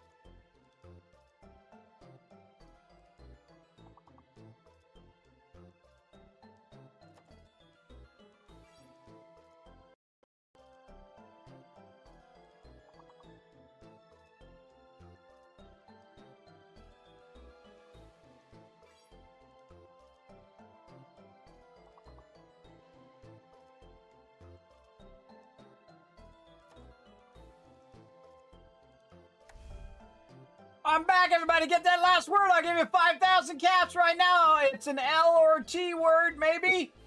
Avalon earning you guys 5,000 caps. You got it perfect. Of all the times to get it, that's the way to do it. Here we go. 1,000, 2,000, 3,000, 4,000, 5,000 caps. I'm a man of my word, everybody. Sorry, I got wrapped up in some IRL and technical problems I had to solve. So a little bit of longer break than normal, but you guys earned a bunch of kids caps, and that's what's important. Now, again, everybody, don't forget to follow that link right there in the chat. Go up there, hit that like button, hit that retweet button up there. We're going to go ahead and move on to our next Learn to Play game for tonight. That one's really fun, everybody. Becastled, definitely check that one out. That's very, very cool. So let me go ahead and update what game we're on here. We're going to try out some Pax Dei. Now, this one I've been watching for quite a long time, and it has now come out at a 1.0 version.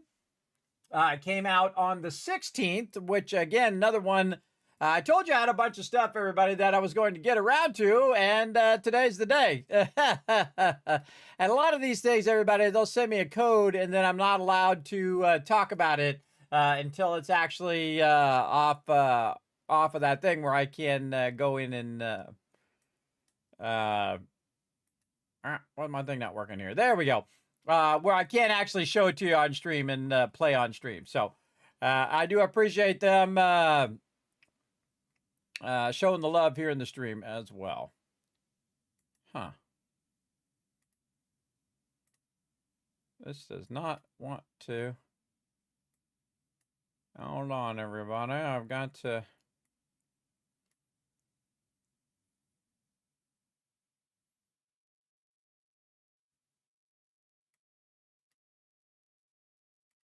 Press some buttons over here. Huh.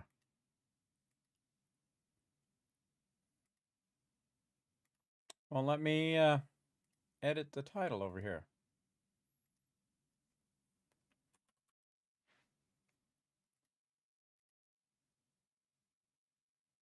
There we go. All right. It's always got to be more difficult than it really needs to be, doesn't it? All right. There we go. Always some sort of technical hurdles that I gotta jump. It's like playing Mario, but in real life, everybody. Always jumping those hurdles all the time.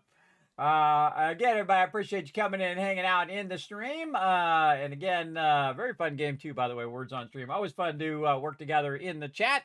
So we're going to move on to the next one here, everybody. Pax Dei. Now, again, this one's been worked on for a while. It's now in 1.0 version. Can't wait to check it out and see how it goes. We got a lot of great stuff lined up for you tonight, everybody. We played Becastled. Now we're going to play some Pax Dei. And then for the main event, we're going to play some Outer Worlds 2 a day before it even releases, everybody. And again, I've had it for multiple days. I could have played it earlier. But IRL getting in the way. So, oh man, I always love the first time you get into a game. It's my favorite part. Loading. All right, so here we are, everybody. So what we're going to do is we're going to select our region. In my case, I'm on the U.S. East, and right now there's two servers. There's an RP server and a Select server. So I'm going to select that one, and in we go. And then we get to choose our person over here.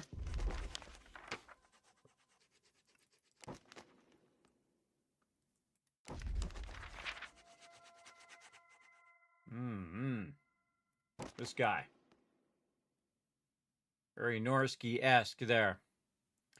This guy, Fabio. All right. Kind of like this guy. Let's go with him. Continue. Oh, whoa, look, you can really get in the face detail.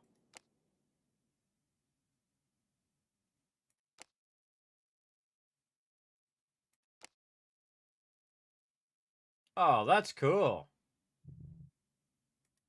Yeah. Very cool.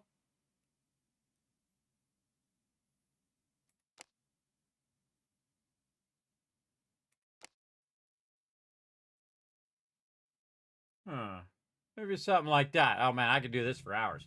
I could do that for hours. All right, face. That was the base face, actually. This is the face detail. Eyes, nose, man. Oh man, look, you can get into the spacing of all the eyes and all that stuff. I love a good character creator. Sometimes I spend longer in the character creator than I do actually playing the game. Everybody, when we're doing these learn to plays, like I'll spend like 2 hours in here as well. Oh, it's doing that flashing thing. Oh, hold on. It's doing that flashing thing, which means that it's in full screen mode. Yep. Hold on. Let's go to borderless.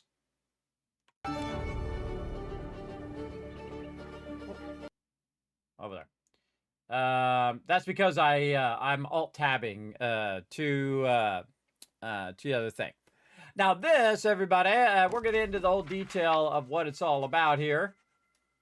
I would say the flashing while you're doing your character creator kind of takes you out of it a bit. I would definitely take that and stop doing this, where it's doing this kind of transition every time you click something. I would just let it load and then have it pop in. Would be my suggestion, but what do I know? I've been gaming for 50 years. Let's get the cool Norsky feel. Yeah, there we go with the braids. I like it. What about this one? All right, maybe a little bit much for me. There we go. Proper English gentleman there. What we got over here? Oh, that's cool hair. That's cool. What else we got down here?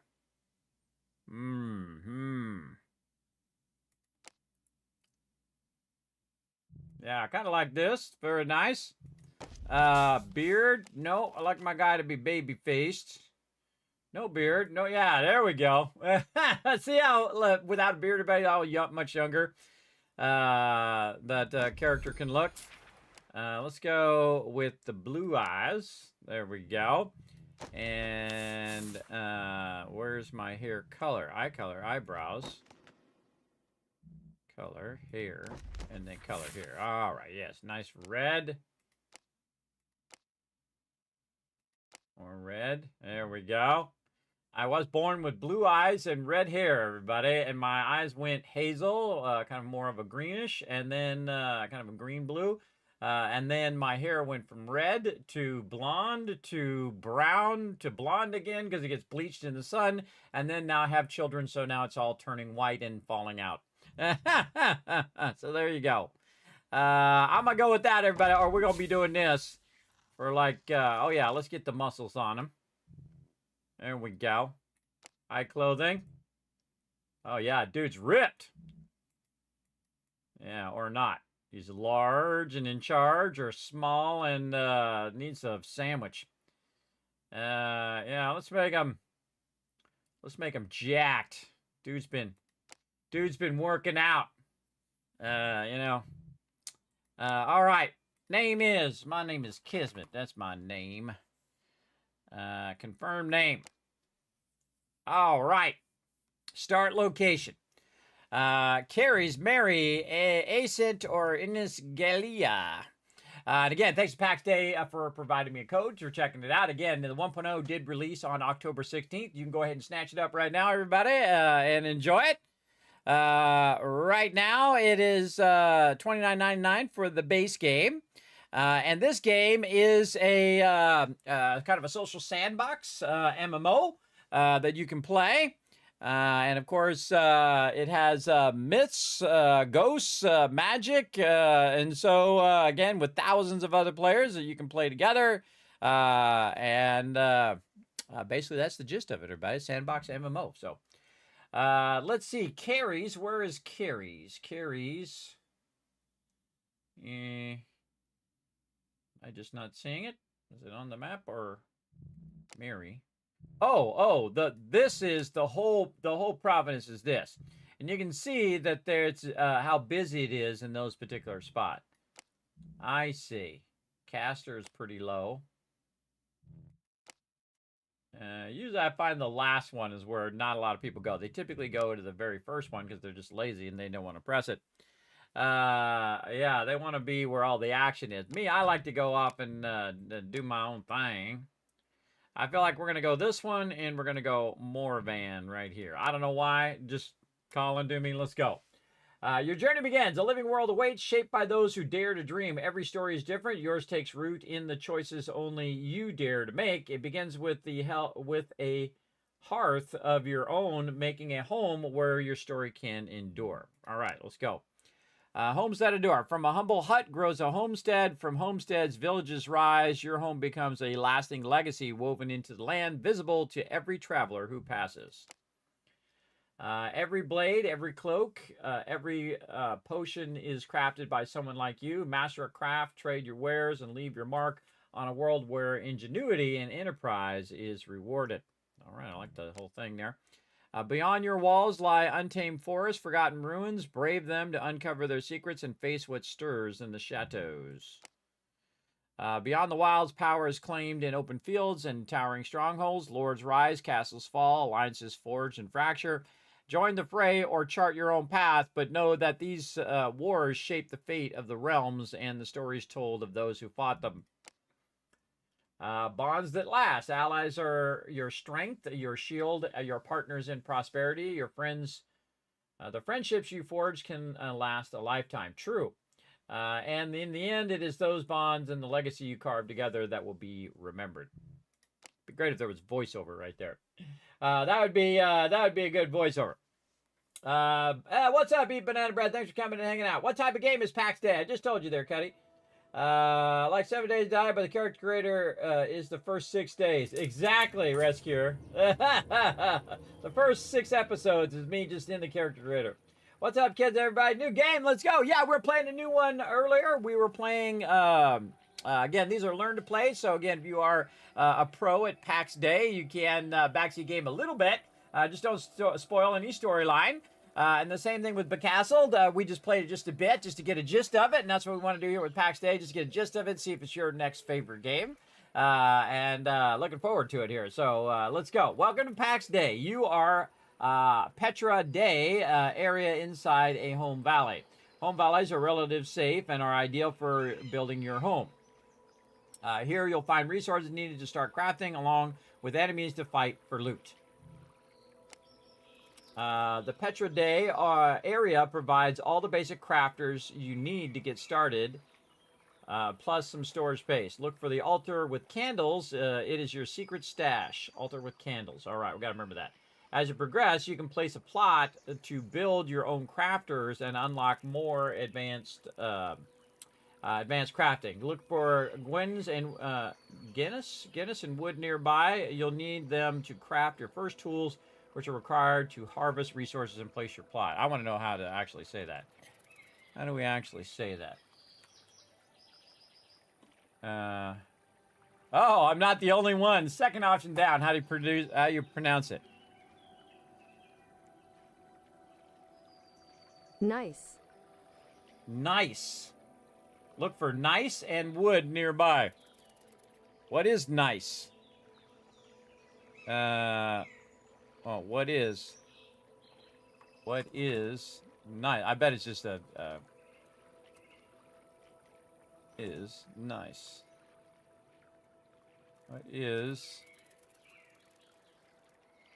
What is nice? A metamorphic rock with a banded or foliated structure, typically coarse-grained and considered consisting mainly of feldspar, quartz, and mica. Look, we're learning new things today, everybody. It's basically rock. We got to collect some rock. So there you go. Guinness stone. Yes. So it should have probably said stone in there. But yes, it's stone with a specific style. That's why I'm going to call it. You need them to craft your first tools, which will require to harvest resources and place your plot. So we'll need wood and we'll need stone. All right, just next time, just say that. Much easier. The world of Pax Day is made up of 5 provinces. 4 of them have home valleys where you can build in relative safety. Each home valley has a Petra Day. By visiting Petra Day, you will unlock it as a fast travel destination, accessible directly from the map. I guess the Petra Dei is like a shrine or something, like a fast travel shrine. After closing this tutorial, press M to open the map of the province where you are, checking the Petra Dei locations, and begin exploring the the world. So hit M for the map. Okay. Whoa, all right. Oh, man. Awesome. Lord Diggle over there. Rooftop. Look at this guy. All right, we've got basic weaponsmith workbench. Basic armor. This dude's over here rocking the forge. I'm assuming these are players. Tailoring table. Let me zoom in. Yeah, basic fletching table. Leatherworking. Oh, man, we got a bunch of stuff. Wow, this is already awesome, everybody. Wow, look at the graphics. Notice how I don't follow the tutorial straight away. All right, let's go. Can we jump? Yeah, we can jump. We can run. We can jump in the water. Whee! Oh, man. Oh, man. 537 hours later, everybody. You got a big old castle. You got a big old thing. Look at this view, everybody. Holy mackerel. See, when you look at this, everybody, you can just see the potential of what you can do. You can see look at everybody starting with their little houses down here. Everybody starting their stuff. Yeah, very cool. All right, so map. I'm in Morven, and I can see Lord Diggle and Rooftop are over here by me. And wow, look at all these things. Okay, so there are other locations, and who knows what all these things mean. That looks like a trebuchet there. This looks like some sort of factory or crafting area. There should be a legend here somewhere. It doesn't really have a legend to tell you what these little symbols mean. But I'm over here at Morven. Morven. Okay, so let's see. Just doesn't say anything. Any other tutorials? I would say we got to go collect some stone and collect some wood. Okay, let's punch some. Hold the E for felling. No suitable tool. All right, always check the punch factor. Can you just punch the wood? See some wood here on the ground. Can I just pick it up? Gather. Ah, there we go. All right, we're getting started. Crafting in wood. The wood you pick up is used to make tools, crafters, and even houses. The first thing you should do is make a weapon to defend yourself. After closing this tutorial, press Tab to access the main menu, and then look for a hammer icon to access inventory crafting. Look for the pointy stick to make yourself a spear. Tab, hammer icon, pointy stick. Okay. Oh, boy. I should write that down. All right, hold on. Hammer. Icon. Pointy. Stick. Spear. Oh, wait. I got to press tab. Tab. Hammer icon. Pointy stick. There. Okay. Otherwise, if it goes to another screen, everybody, by the time I read this next screen, I've already forgotten what that last one said. Because I have really bad sleep apnea and sleep problems. The inventory crafting also allows you to make a construction hammer. You'll need stone or nice, as they say, in addition to wood to craft it. Once you have a hammer, equip it and press the right mouse button to access the build menu. Okay, so hammer. Oh, make hammer. Make hammer. Then right mouse equals building. Now, see, I play a lot of different games, everybody, and each one has like its own way of doing the same thing. So, hammer allows you to place a plot on which you can build crafters. Choose your spot carefully. Okay. Confirm. All right. First thing, we're going to super loot all this wood. All right. Now, you're leaving the safety pack area. Now's a good time to craft a weapon to give you a bit of safety. Look for stone and tree branches on the ground to craft items first. Okay. You can use grace you've accumulated to cast miracles. Tap H to access the miracles. Use grace to cast miracles. I don't know anything about it, but it's my first time playing. Tap H. All right. Good to make some notes. I don't know why I'm not putting this in a spreadsheet. I guess I could just make some notes here in the spreadsheet. Pax Dei. All right. So, yes, I'm starting a new spreadsheet, everybody. Starting a new press. This definitely looks like it. MMOs are notorious for needing spreadsheets if you really want to get hardcore like me. Pointing, stick, and spear. All right, and then make hammer. Right mouse equals building. Using grace to cast miracles. Tap H. All right. I love this first part of the game, everybody, when you're just like discovering stuff and you never played the game before and you're like, okay, how do I do this and how do I do that? I find that's one of the most magical parts of playing any game. And that's the thing that either sucks you in and you're really enjoying it, or you're just like, that's not my type of game. I can tell you already. Again, within the first few minutes, I'll know if I like a game. So yeah, right away I can usually tell. And this is one of the ones where you go down the rabbit hole. I can feel it already.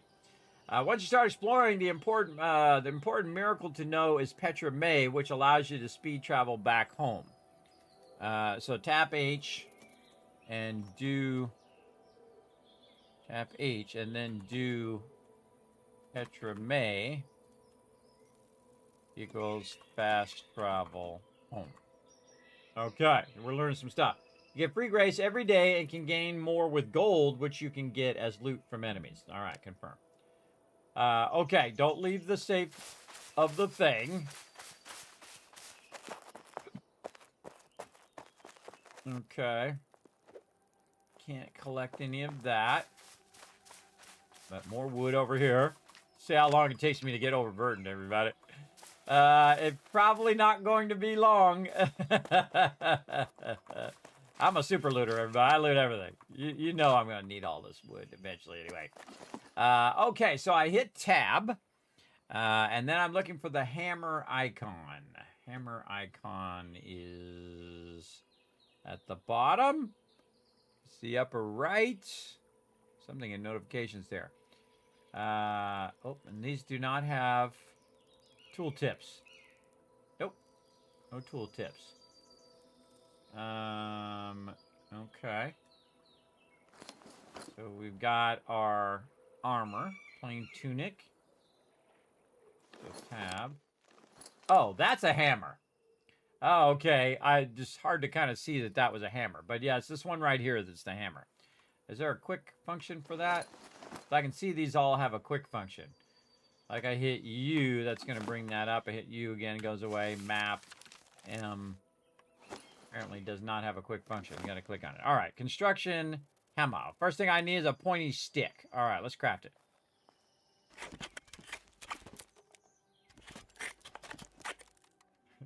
Oh my God, it's like whittling. He's like whittling a pointy stick. The pointy stick is basic, but it gets the point across. It says it up there at the top. Yeah, I think they should have tool tips when you're rolling over the top there for new players who are just like, what are all these things for? It looks like it's a journal, map, your inventory, and your gear. And it's only because I've played lots of games, everybody, that I just know what those symbols mean. But if you've never played this type of game before, you definitely want to have at least some sort of info on it. All right, so E to equip, I would imagine. Oh, yeah, there we go. Got our pointy stick. We can also do a shield and a wooden arrow. Can I use the shield and the pointy stick at the same time? What do I need for this? It's not much, but it blocks the odd bite from a boar. All right, craft it.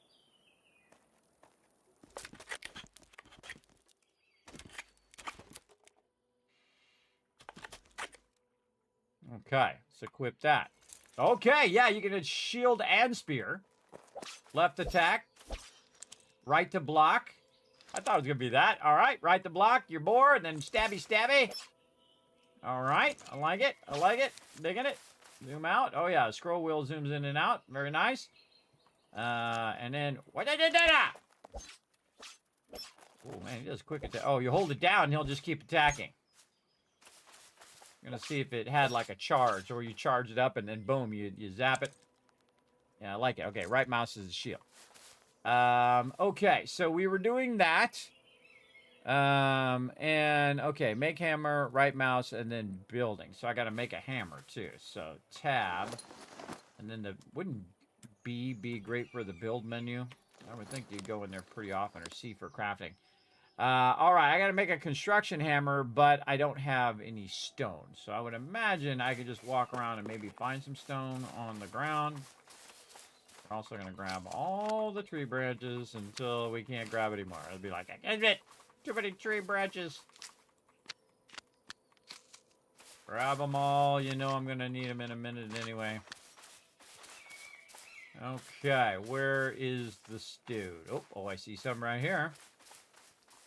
In this rock. There we go. The neat you picked up is great for making tools. After closing this tutorial, press tab to access the main menu and then look for the hammer icon to access inventory crafting. For example, you can craft an axe to chop down trees and gather wood. You can get more stone and other materials with mining. Use the inventory crafting to make yourself a pickaxe. Nice copper, tin, and other material nodes can be found in nature around you. Mining iron requires a better pickaxe, so search for copper and tin to get started with bronze, so you can then make your better pickaxe, which allows you then to get iron. See? Yeah, I've thought it all the way through. All right. So again, in the beginning, you're just hitting E to pick up the basics. And I always pick up a whole bunch extra than what the bare minimum is. And then crafting, it stuns me that is not a key. There's got to be some sort of key that just brings up the crafting menu. Miracles, keybinds. I'd show UI, item slot, spells, willed ability, confirm, left, cancel, right. Target different peeps, interact, examine, emote, inventory, crafting, yes. It does not have a key. I shall make it F5. Hopefully something else is not F5. All right, so there we go. 100% make that crafting menu into it just an easy button press. 100%, because you just know you're just going to be crafting tons of stuff. Including the construction hammer. I think I can hit C for craft, too. Yes, so I can click on it. I can hit C for craft, because I can see there's little quick menus down there in the right. Building hammer acquired. This is your most important tool in Pax Dei. Move the hammer to the bottom hotbar in the inventory and press the corresponding key to equip it. Then press the right mouse button to access the building menu. So right mouse button is the building menu. Equip. Hammer on bar. Select. And then right mouse button to use build menu. Again, getting all these basics down is going to really help. Bar, and then you can, the building hammer allows you to place a plot where you can build crafters. Choose your spot wisely. Yes. Okay. So now I got this, and then I pull it down to the bar. What bar am I pulling it down to? Down here? Or over here? Huh. Oh, it disappeared. Did I drop it? Oh, I dropped it. Okay. Yeah, not good. Okay, I feel like it's these bars here at the bottom. Oh, okay. So that's like part of your inventory. Oh, that's a cool way of doing that, everybody. It like perfectly lines up to the bottom of your inventory and becomes your quick slots down there. Ah, I like that. All right, that's a unique feature. I like it. I like it. Making pointing stick by whittling his hands, sharpening his fingernails. Yeah, that could be. You could use that as a claw weapon. All right, so we got the hammer there, so we're going to hit 4 to bring up our hammer, and then right-click is the building menu. Okay, plots and tokens. Build a home by claiming a plot in the world. When a new plot is placed, it will consume a token. A token secures your plot in the world for a month. You can see the amount of tokens you have in the upper left-hand corner of the game. HUD. All right, so there is a limited time you can have it in there. You can't just leave it in there forever.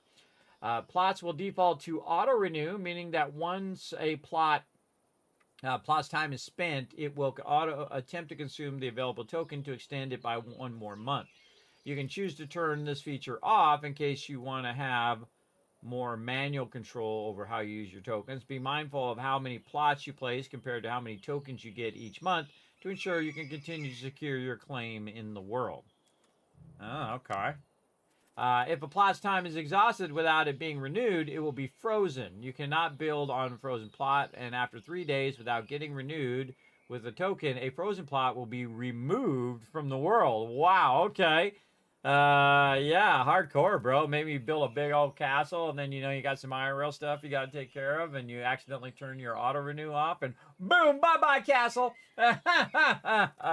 Don't forget to put that auto-renew on, everybody, and have lots of tokens if you're going to AFK from this game.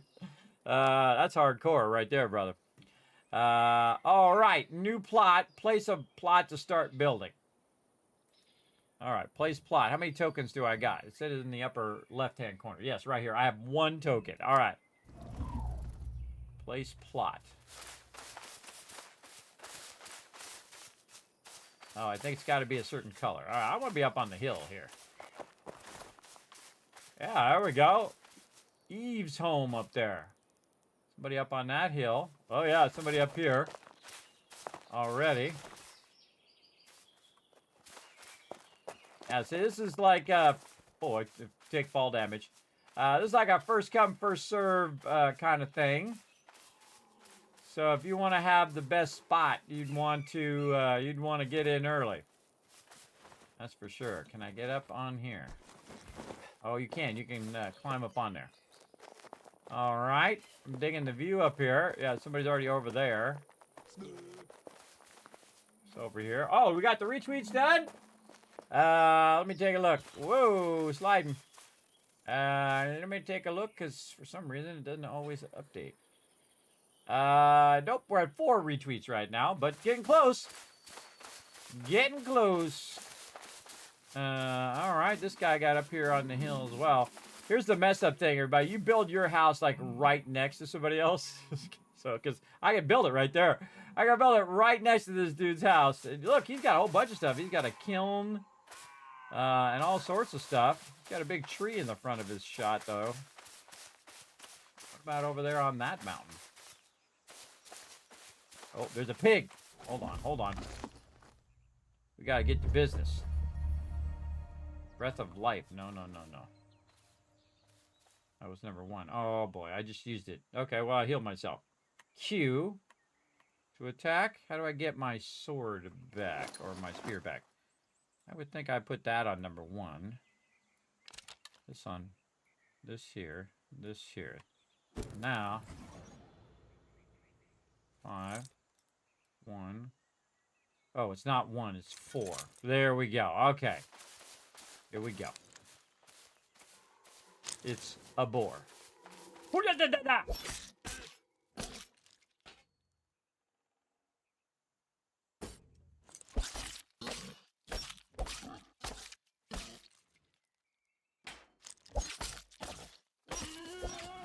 Okay.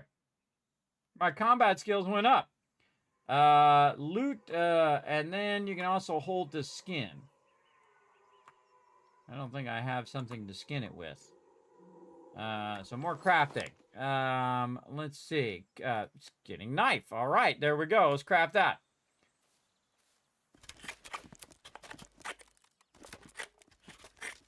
Okay, now I have a skinning knife, and if I hold down E, I can skin it. All right, all right.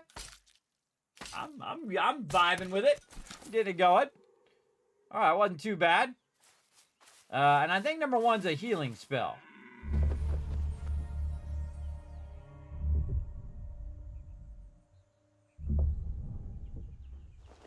I like that. Okay, cool, cool.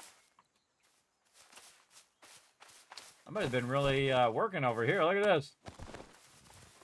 Look at this. Everybody really putting some work in on that.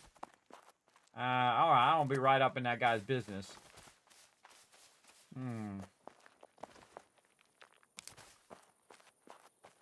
Yeah, there we go. I took damage. Let's see if I can heal myself. Oh, yeah. Oh, I feel a prime spot coming on right here. Right here next to the forest and stuff. All right, let's do it. Let's claim it. And the cool thing is you can get it here with multiple people, everybody, and then you can make like, you know, multiple places where you're all together. And then you're building up like a town and then eventually into a giant castle and all sorts of cool stuff. That's what I really like about that. Oh, and it actually did reflect my my quickie. I added that to F5. Shows it right there at the top. Okay, now how did I do that plot before? All right. Equip hammer. I did not write down how to do the plot. My bad. These are clans. So we can create a clan and call up the crew. Oh man! See, the thing about MMOs, they do require a lot of time. Everybody, again, if you're gonna commit to it, you really want to commit all in. That's what I do on every MMO we ever play. As I 100% commit that I'm going to be playing it and be around and be for the team as well. I don't join other teams. I either bring my team over or I just play solo. That's the way I rock and roll. H is your stuff. So H is your miracles. All right. So Petra will teleport you back. Summon my body. Okay. And summon my friend's body. Okay. And then you have your different crafting. See, this is a radio wheel right here. And then not enough grace. Increases mining yield, wood cutting yield, skinning yield, or foraging yield. Okay, it just has the 3 options. Okay, how did we do that before? I did not pay enough attention, apparently. Journal. All right, so these are recipes, ingredients, skills. Daily gift, a little bit of extra grace here. Okay, awesome. Can't do something with the Q. Oh man, how did it say to do it? Huh. Oh, I hear something. You know what we need? While I'm trying to remember how the heck I just did that. You guys can just tell me in the chat, everybody, how to get back to the point where we're placing the thing. I did not write it down, and that was my mistake. How do we place our plot? It came up and just gave me the option. But it's got to be one of these things. Let's see. Grace. This is what grace is. This is the market. This is your journal. This is for clans. Map. Crafting. Your inventory slash gear that you have on. And this is here. I can't remember. Let's get our hammer out. Maybe that's what it is. Oh, yeah, it's the hammer. All right, claim a plot. All right, there we go. Before building houses and crafters, you have to claim a plot. So we right-click. Okay, so hammer, right-click. Okay, I write that down. Because I wrote it down here, but I didn't write it down. To place plot. Hammer. Right-click. Choose. Place plot. So when you first start playing a game, everybody, good to make yourself a little bit of notes. As well. You thought so. Yes. Oh, and tab, construction hammer. Construction hammer. The retweets are good now. Let's go take a look. I'll refresh them and see. Yeah, there we go. All right, 1,000, 2,000, 3,000, 4,000, 5,000 caps for all of you for crushing those retweets. Keep it going, everybody. Keep it going. Follow that link, hit that like button, hit that retweet button. Remember, that does help the stream tremendously, and it's totally free. All right, place plot. I feel like this is my spot right here. Can I not put it here? Does someone else already have this spot? I feel like somebody does. Why can I not claim it? Is the orange the good, or I think it's the blue? Sorry, cannot place a plot here. Oh man, that's a good spot right there. I can place it down there.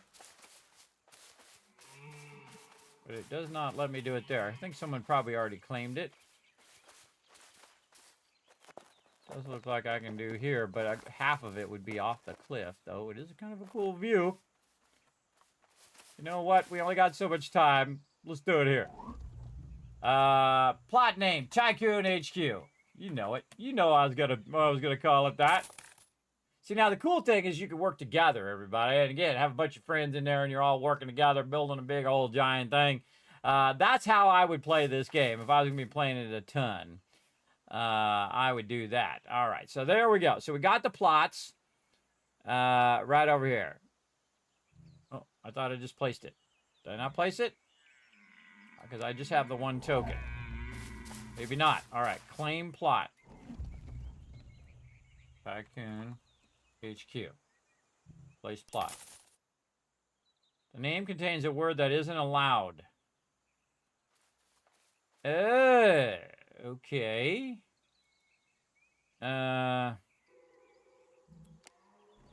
guess tycoons is not a word you can use.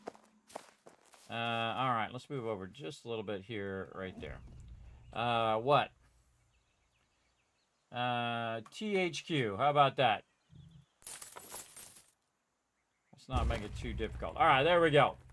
You place your first plot. To build on your plot, press the right mouse button to access the building menu. You will need to have the resource in your inventory to build. Building has an associated skill, leveling it up to get access to more building pieces. Oh, cool. It's actual building progression. Cool. You can only build on plots where you have permission to build. Pax Dei features an integrity system. Pieces must be properly supported or they will collapse. Oh, they have real-life physics of the building itself. If you don't build it properly, like in 7 Days to Die, and sometimes even when you do build it properly, it will fall down. So keep that in mind. When placing a piece, the colored preview shows how well it's supported. It's probably going to be in different colors, shades up to red, very much like other games. Items such as chests and decorations are called props. You can craft most props using crafters on your plot. The basic carpenter workbench is where you want to start to place a prop. So we want to start with a basic carpenter workbench. And we started. Okay. To place a prop, first manufacture in the crafter. Craft plot. Or prop. Not prop. Hammer. Look for the furnishing in the building tab. Building tab. Place it. Okay. Confirm. Okay, so now we got our plot down. And the way we can tell that is by using our hammer. And then right-clicking and see if it used our token. It did. Okay, so there we go. THQ, or Tycoon HQ. I'll get around it. Okay, building. And then we want foundations is definitely the way we want to go. Yes, so we need more stone and we need some clay. Okay, we don't have enough of those things. Just so happens I have a bunch of stone right here on my little plot. So we can get that going. We made a pickaxe over here when you guys weren't looking. I just press 7 and it goes there. No, I have to physically drag it. 7 is the axe. 8 is the pickaxe. All right, is this stone I can hit? No. Okay, this is just part of the world and cannot be destroyed. Okay, I'm so glad I moved it over now. I was a little wondering if I could get rid of it or not. That is no. Hold down E for felling the trees.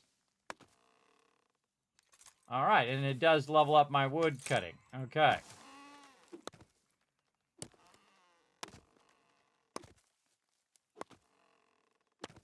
It's nothing like being a noob, everybody. We fell stumps? No. All right, yeah, let's clear this out.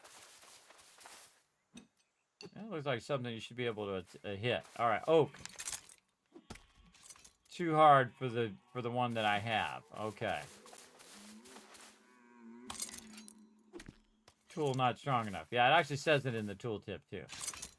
You can only do the smaller ones, and eventually, of course, you work your way up by getting different types of resources and get better stuff. Okay, so how do I know which ones are the ones that I can take out? And I guess you got to roll over it. You got to be close to it and hold down E to do it. You don't just keep hearing this boar or something. Oh no, that's a. Oops, no. 4 and then 5.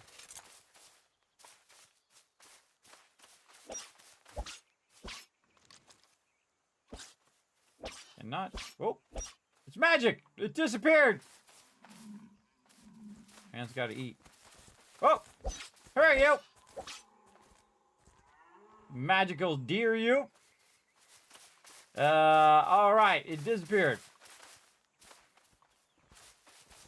Another one. Apparently can't hit those. Okay. Always good to test your limits. Oh, here we go. We got some sage. Gather.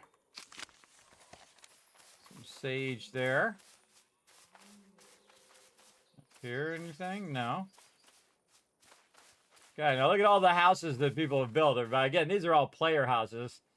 Always love that the community itself is building the thing, right? They're building out those areas.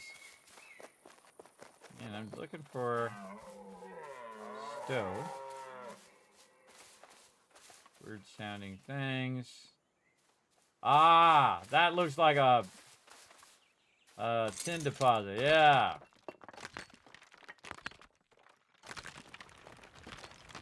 Oh, it's cool how it breaks off and gets smaller and smaller. Okay, so we got some tin. I'm really looking for some rock.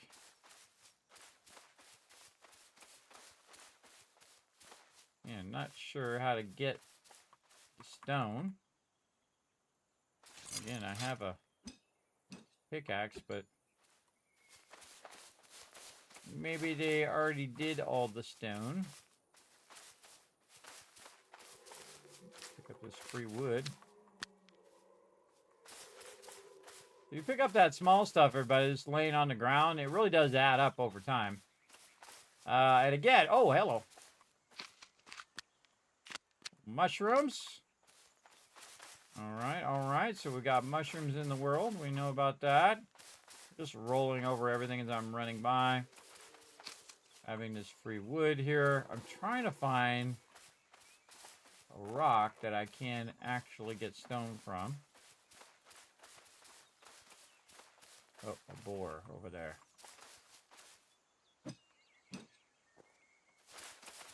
Okay, 4 and 5. Charge!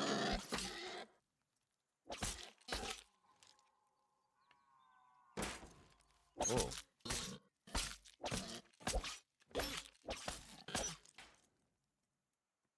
Oh, I'm stunned. Oh, that's a tough boar. All right, got my combat skills up. Oh, my, look at my health. And then hold E for skinning. Oh, and you got stamina. That other bar there is your stamina bar. And then we press 1. Oh, I like that. I like that effect of self-healing like that. Very cool. I don't think we have enough wood.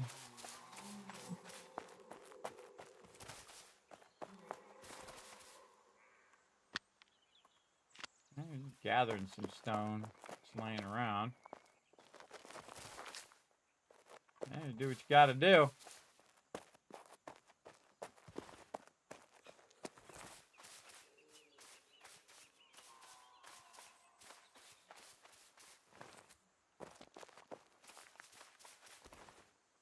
board down there. I feel like it's going to have like a tooltip like the trees do when you find the actual stone.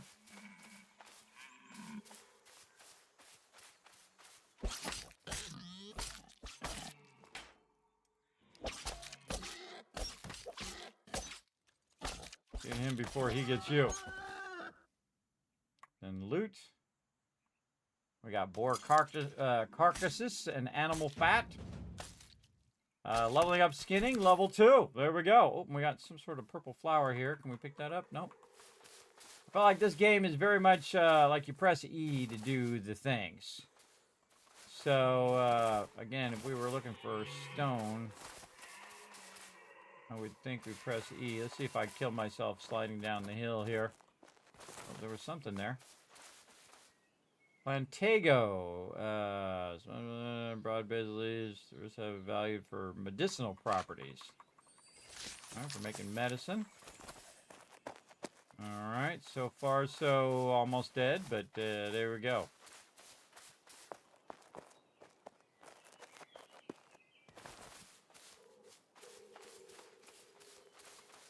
It was sheer cliff right here. Running the risk.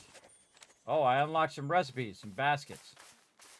I got some reeds and some flint there. And still haven't seen any stone that I can... oh, man, this game, just the exploring alone, man, is going to be a lot of hours. It's going to be fun, though. Okay, look at all this stone. Can I hit this stone? A raspberry. Only Lone Star would be crazy enough to give me the raspberry. Lone Star. Little Spaceballs reference there for you. It's a movie for you peeps who've never seen that before. It's a spoof movie of Star Wars, and it's actually really great. It's another one of those, like, you know, you're watching TV on a Sunday, and it comes on, you're like, set the remote down, I'm watching the rest of whatever this is. All right, reeds, okay, reeds along the water, which is pretty common in games. Again, we're over here, we're getting all the reeds. Round flower pots. So again, as you collect stuff, it unlocks recipes. Cool. I like that. Usually you need a lot of reeds. Now, also down by water is where you... Oh, there's a clay. I was just about to say that. Is usually where you find clay, is by water sources, and I see some there on the ground. We haven't found how to do the stone yet, but we are finding some of the resources we need. And you can see the little clay piles.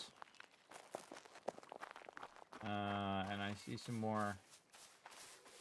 Look over here. Look like somebody built a foundation of something meadow sweet. What is meadow sweet? More clay. Clay. Clay and more clay. Alright. Again, I'm just rolling my little cursor over it, and you can see the little pop-up there, that little tooltip that pops up. Funny that the tooltip is in the game, but not on the things when you roll over them over the top. And somebody else built their thing down here in the valley. I'm just looking for stone. Alright, let's see how we're doing. Let's press 6 and then right-click. Building. Foundations. Not enough stone. Okay. Need this stone here. I can... I keep doing that. It's 4 and 5. There we go. Anything here? And the trick also is recognizing what it is that you can or can't pick up. Periwinkle. Weed out the weeds. Oh, and I unlocked a bunch of stuff there. That's the whole point of running around, is to figure out what's around and take it and craft stuff. Somebody did some stuff here. Not only am I overburdened all the time, but quite often I'm out of stamina because I'm holding the shift key down all the time. Not really sure how to get the stone. Those pillar stubs are game graphic, not player made. Stone is in those trees to your front. Was in those trees in your front. They were, was it? Okay, remember, the stream is about 10 to 20 seconds delayed, depending on your connection. They're in the trees. About this. Yes, there we go. Okay, now we know what it looks like. Let's mine. We found it.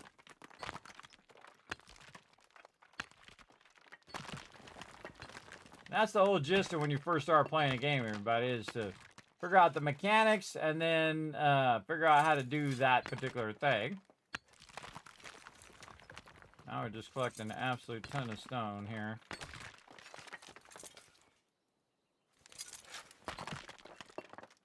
Oh, it only goes until you're out of stamina. I see. And then if you just stand still, your stamina goes back up again because it'll stop. It'll auto stop collecting.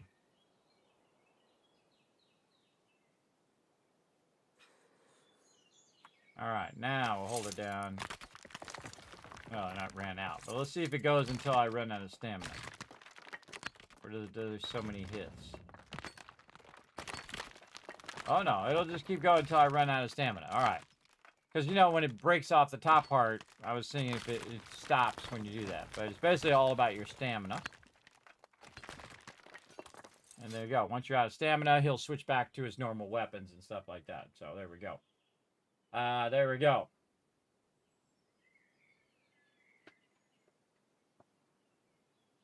Yeah, I'm pretty much typically don't like everybody to tell me about it, but when we're doing a learn to play, don't worry about it.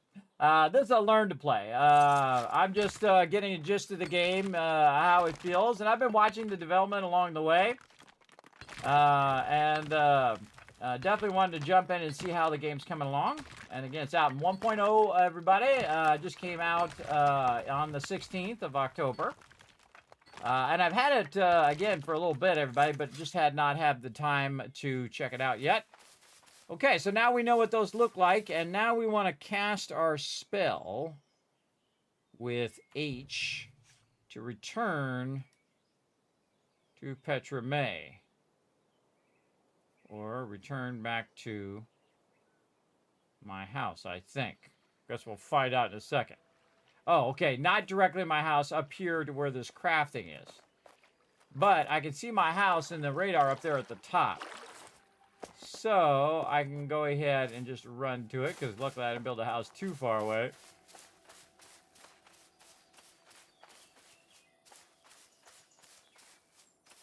So far, pretty solid. Pretty solid stuff.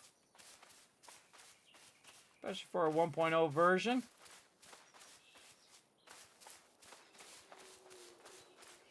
Only thing about this style of game, everybody, is that people can get really competitive. And they'll be like, oh, man, blah, blah, blah, blah, and they'll, you know, get up in your business sometimes. But if you find a good group of peeps, man, these type of games are incredibly fun. All right, my house was down here because it wouldn't let me put it up there. Oh, I bounced off that deer. You see that?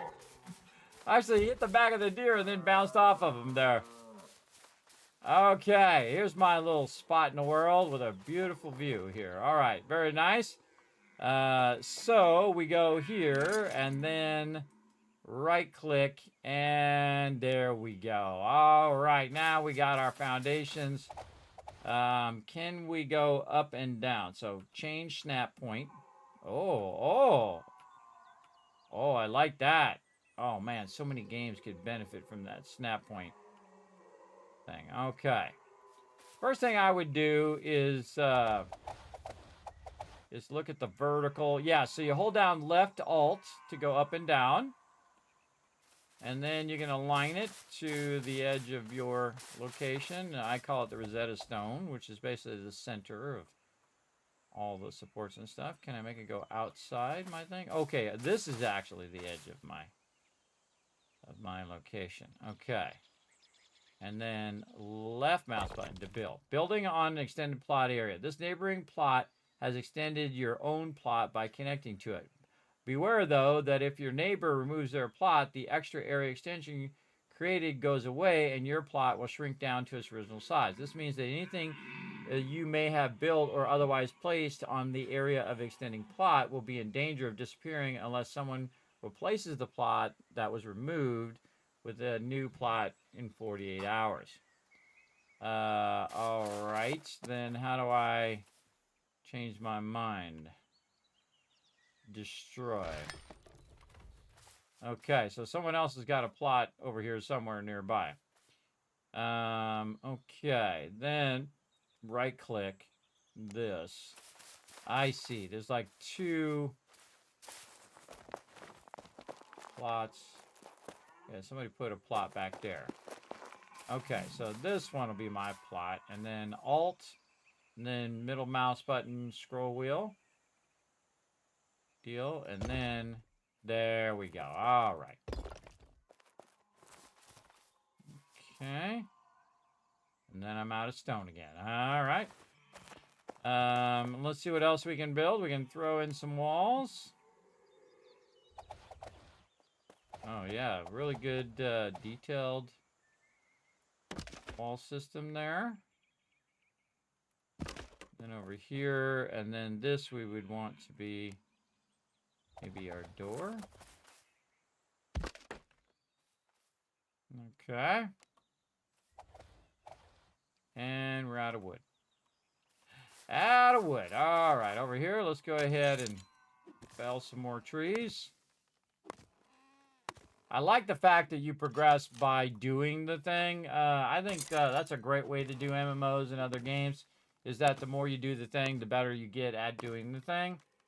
I always like that kind of progression as well. Trees also respawn inside your buildings if you build over their locations. Oh, okay. Your plot is inside the blue border. Yes, I got that. How many plots do you have and or will place? If you have 3 or 4 plots, you have to place them in a diamond formation. Otherwise, you'll get an unbuildable square in the middle of your plots if you build in a square. Yes, that's because it's round and not square. A strong edge tree. We need wood hardness thing. Your tool is not strong enough. Nope, too hard there. Okay, we're looking for little trees. There's goes sheep. We can find some more little trees over this way.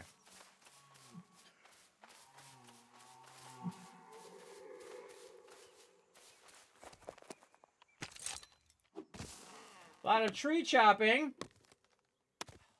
to get it started. Out of stamina. What a surprise. I feel like that's probably one of the first things I would do, everybody, is try to get my stamina replenishment up. You're going to be doing a lot of this tree cutting here.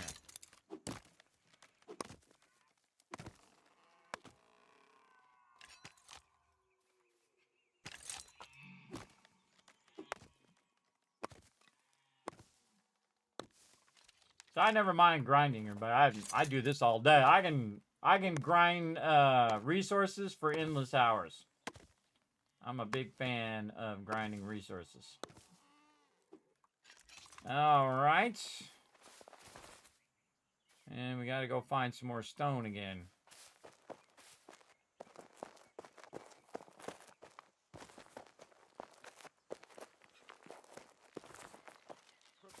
Not this. It's a big rounded shape.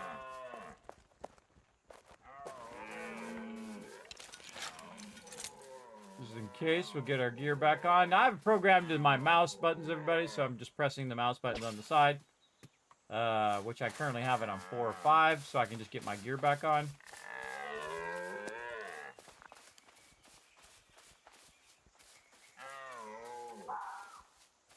More mushrooms. See, always the most dangerous thing, everybody. The dangerous moment in any game is when you see loot and you go running for that loot, and then all of a sudden you look up and there's a gigantic troll that crushes you. Don't get so fixated on loot that you're not, watching your 6. All right, here we go. Oh, this is more tin. Oh, you just need to press E. You don't have to really hold it. He'll just go and do his thing. So E. Oh, no, you hold down E, then he'll start, and then you don't have to hold it.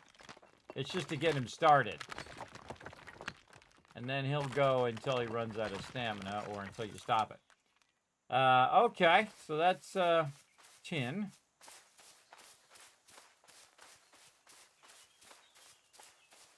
Kind of weird, there's not a lot of stone around.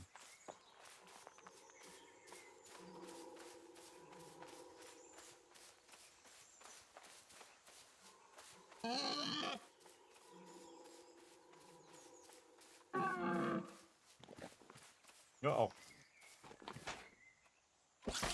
Boars just popping in out of nowhere. Oh, I feel like a death coming on. We got 2 boars. Done, run away. Run here, jump over this, get up on high. Oh, whoa, he came up on the thing. Heal. Cannot be used in combat. H to heal. Nope. Dead. All right, first death out of the way. When dying, your gear gets damaged, and there's a chance stackable items are broken. You're in a home valley, so respawning all your items. On respawning, all your items will be with you. Press E to revive a close shrine to continue adventuring. E. Hold E. Hold E. Okay. And then I still have all my stuff. I do. Okay, I still got all my stuff over there. Alright, so some of my stuff got damaged. I'm finding much stone. Where am I? I'm here. And then this is where my stuff is. I think they need to add a little bit more stone, bro. What the heck? What the heck? Ah. Pressing the wrong button.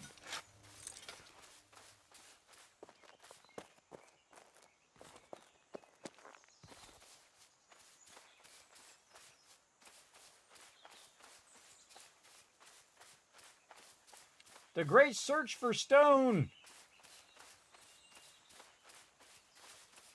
It's also out of stamina, too.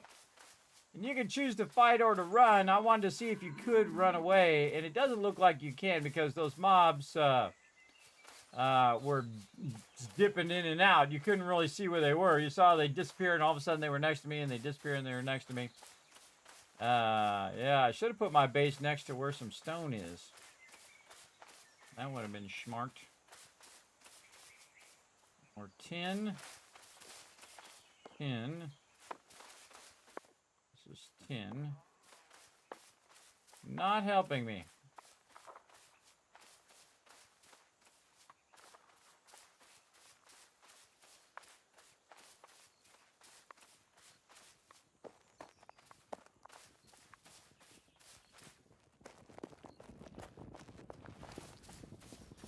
Oh, yeah.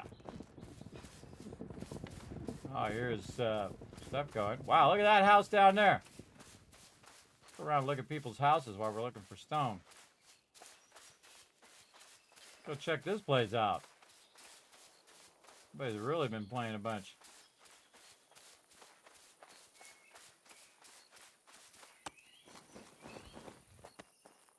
Wow, look at this spot. This is a cool spot with a dock and everything. Dude's been working. Just go right into someone's house. Open door. You sure can. Look at this. Somebody's been working. Leave his doors open. Whoa, okay.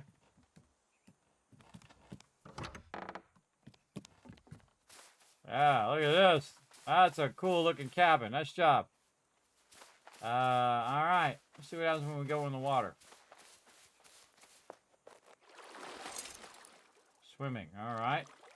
We swim down. What is this chat crap going on over here? Oh, I turned that off. Oh, I'm in the general chat. All right. Well, I definitely don't want to be in the cesspool that is normally the general chat. How do I get out of here? How do I stop seeing the general chat popping up over there? I don't want to... Oh, oh! I drowned while I was looking for it. I drowned in the thing while I was trying to get rid of that chat. I hate general chat, everybody. It's usually it's a cesspool of people being jerks to each other. Hey, but look at this, everybody. We found some more tin deposits. I need some stone. Why is it so difficult to find stone?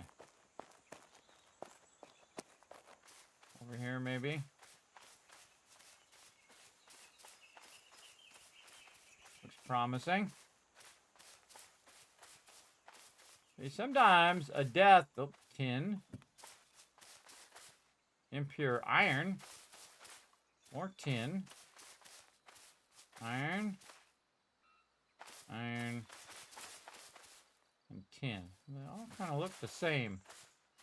They look a bit the same. Now, sometimes a death is for a good reason, everybody. That it will actually lead you somewhere on purpose. So sometimes you die and you're like, oh, God, I can't believe I died or whatever. But now I just found the iron. So that's good. And wherever I am, I know where I am. Oh, I'm way over here in the corner. So now I know there's some iron way over here in this particular corner.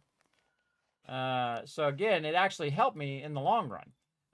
If I had the tool to be able to get the iron itself. And if I could find some stone among all of these resources.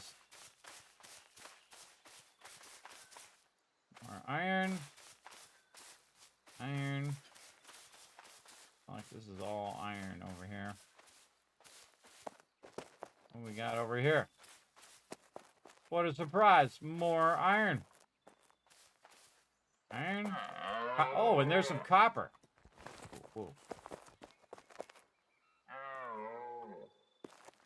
There's some copper here. Can I get the copper? Oh, yeah. Okay. I have my pickaxe. I can get copper. So you want to take copper and tin, put together, and make a bronze item. I'm out of stamina. All right. I'm getting it. Just the stone seems to be an issue for me. But then again, sometimes you just get unlucky, everybody, and you just can't find the thing. More tin. Again, where did I find that copper? Also down there in that corner. Okay. Whoa, look at these giant mountains. Just the edge of the map. Oh yeah, this is full on edge of the map stuff. And see, you want to build a big old house up there on the top, right? All right, and again, running around trying to get this Pax Dei figured out. Again, feels like MMO. You build yourself a house and all of that kind of stuff. And you're exploring, and of course, it's progression. As you do that thing, it will progress its way through. The thing I really like doing in most of these type of games, everybody's running around looking at what everybody else is doing. And you can see he built himself a little foundation here, a little campfire down there, a whole bunch of boxes just thrown down there. Got a well going. Looks like a tanning station. Yeah, tanning rack. Oh, more boulders nearby. More tin. So weird, man. It's so weird. Where is the stone?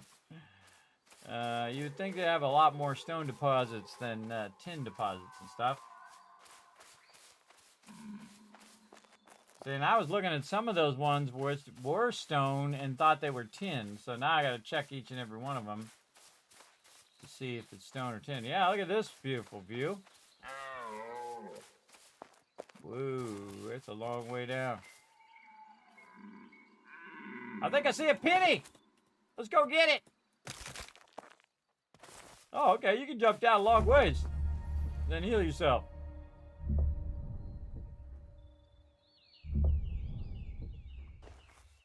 All right, dig it. More mushrooms. Just gonna grab a little bit of them. Oh gosh, come on, please be stone. Oh, nope, more copper. Well, hey, we're here. Let's get some. Ah, mining level 3.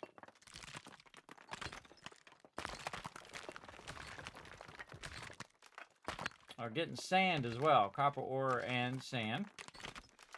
Yes. The Land of Stone. I'm trying to find it. You don't have time for this game? I should have not joined the stream today. Someone's gonna be addicted. Oh, yeah. So far, I'm digging the vibe. Oh, hello.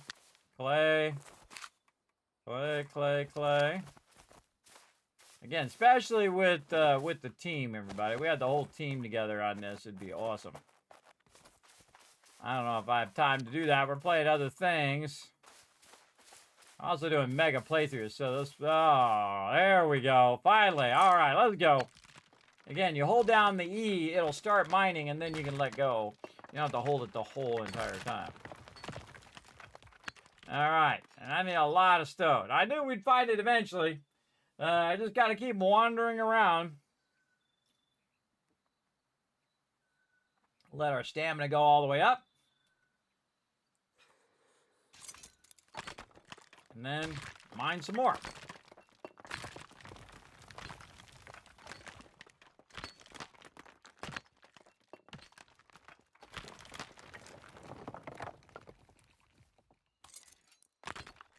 Just gonna mine as much as we can and see if we can max out our inventory.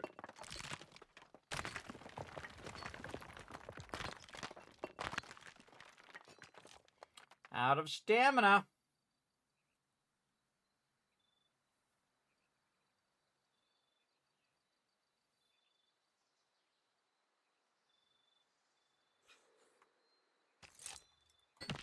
Okay, while he's doing that one, I'll be right back. Let's get a little warm in here. I'll be right back.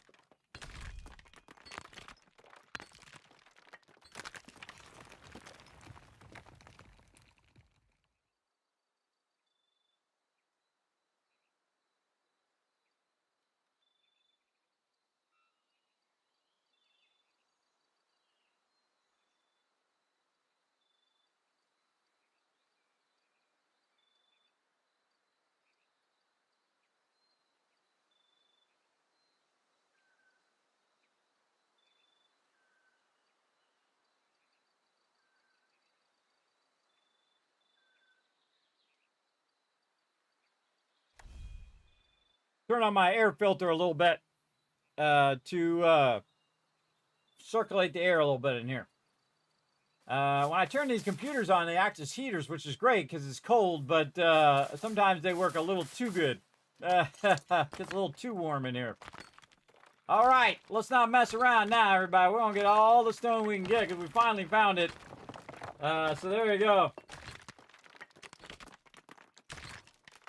She won't notice if you don't go to work. You're getting that? I'm coming down with that Pax Dei sickness. Oh, man. Feeling bad. Can't make it in today. Okay, yeah, okay. See you next week. Bye. And they're like, wait, next week? And it's like Monday. You're like calling on Monday. All right, see you next Monday. Bye. And then you just like take the whole week off, everybody. Watch out. Your boss is going to catch on to you. He'll catch on to that gamer sickness that comes in, especially around major launch days. It's like how convenient that when these big major games are coming out that you just suddenly got ill.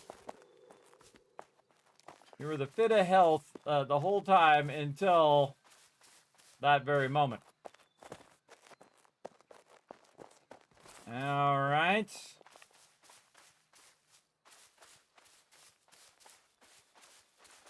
Go check the water out again.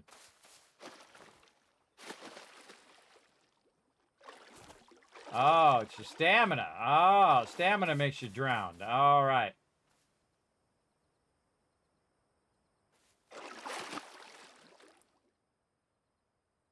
Oh, cool effect. I like the bubbles. Yeah, so you start taking damage in the water. All right, lots of clay. Clay. Oh, there it is, everybody. We have achieved inventory full. Awesome. Okay, now to teleport back. H, and then Petra, some in my body, some in my friend's body. Ethereal pathways remaining since the reign of the papacy bring you home. All right, here we go. You gather clay while you're teleporting? No. You can't gather the stuff while you're teleporting. All right, we're back over here. Oh, there was like some little magic thing going on there. Okay, where am I at? Oh, it put me over there. Over there? No, I'm over here. Didn't put me back over there. Put me over here this time. And my house is this way.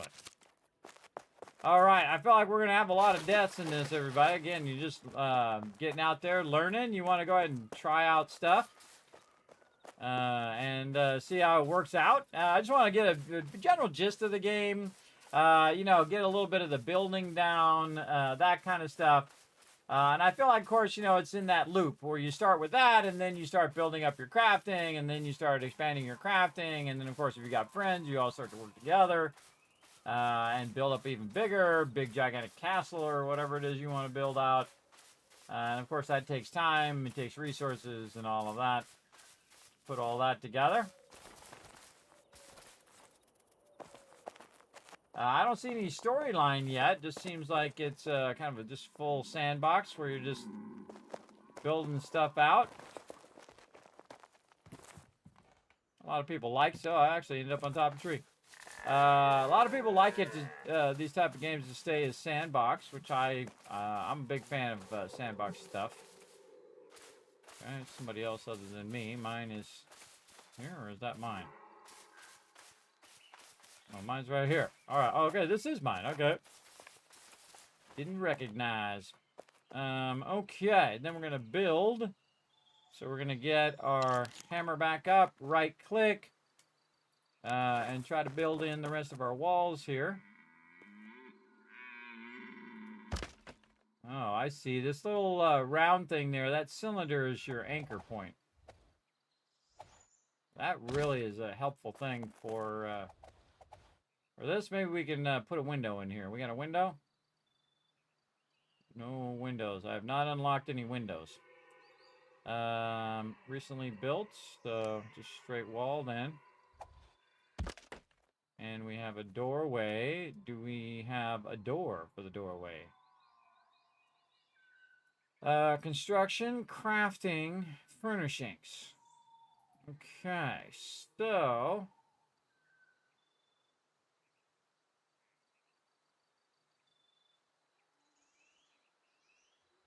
rustic roof corner. Okay.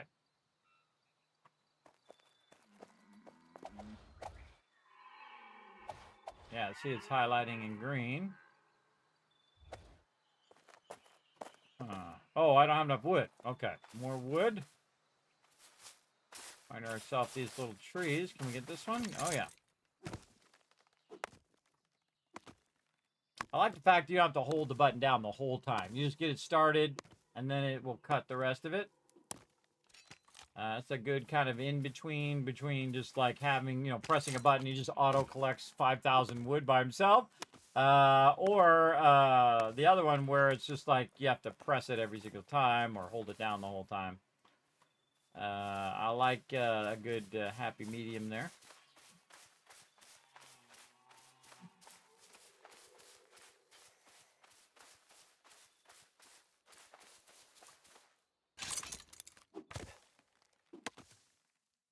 All we're trying to do is build a basic house over here. We're trying to get our basics home.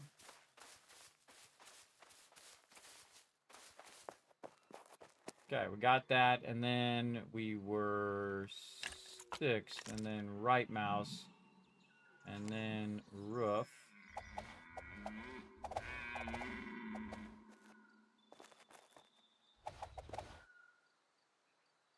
Huh.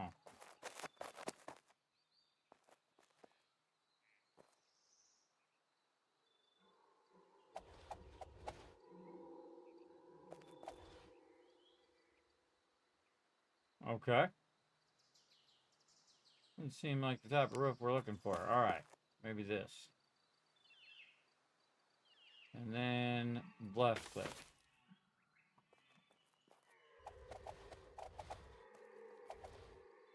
Oh, it actually adjusts to the size of the thing that you're doing.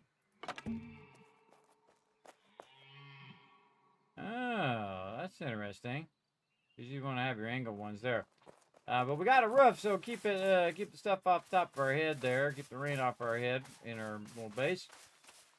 And then over this way. Now remember, everybody, this is the 1.0 version that we're playing. Very, very cool so far. Totally digging it. If you're into these type of MMOs. And of course, most of the time, these MMOs, they're mostly about the team play.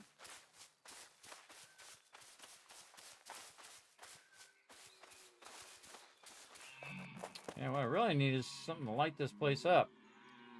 Every game I play has to be dark. All right, we need the basic carpenter bench. Yes, basic carpenter workbench. What do we need? We need wood beams and planks. So I can't do a basic carpenter bench. So I gotta do something else first before I can do that. So to make wood beams, we're gonna need the log workbench. But I need wood beams and I need planks. So the wood chopping block, I would guess. All right, fine, right there. Let's start with that craft item. Crafting Pax Dei uses multiple crafting skills and recipe progression. You get crafting XP every time you craft an item. You can unlock additional recipes by progressing your crafting skills and finding new items that unlock recipes. All the recipes you know currently can be found in the journal. Press J to access the journal after closing this tutorial. J equals journal. Which also equals recipes. Okay, making some notes along the way. All right. All items Pax Deis are crafted by players. You can make items you need yourself or cooperate with others and share the work. Playing in a clan is great for this purpose. You can browse the market by pressing tab and selecting the market stall menu and see what other players are selling. Once you progress further and have your own plot, you can build a stall and start making your own sales. Okay, yes, here's our planks here. So let's craft those. Craft one of those.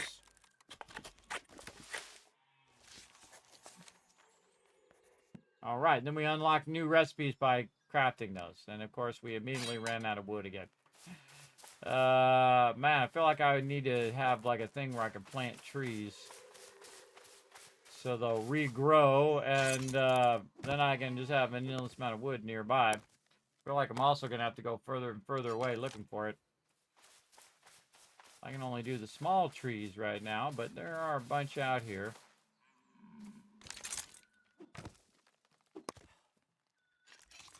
Out of stamina. I feel like that's going to be a reoccurring thing.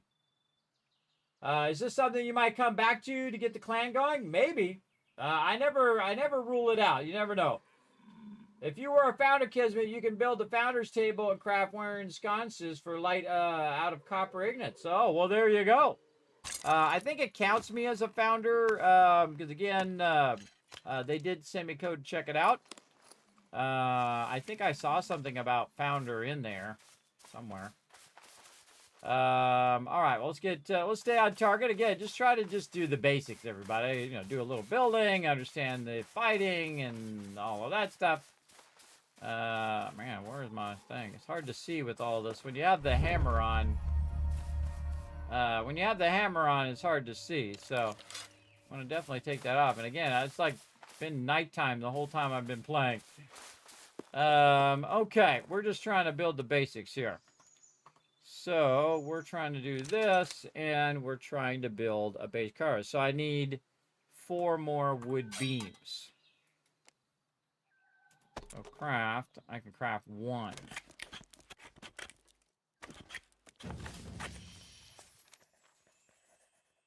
No, more recipes unlocked because I made the beam. So again, it's progression. Wow, I need a lot more wood. Holy moly.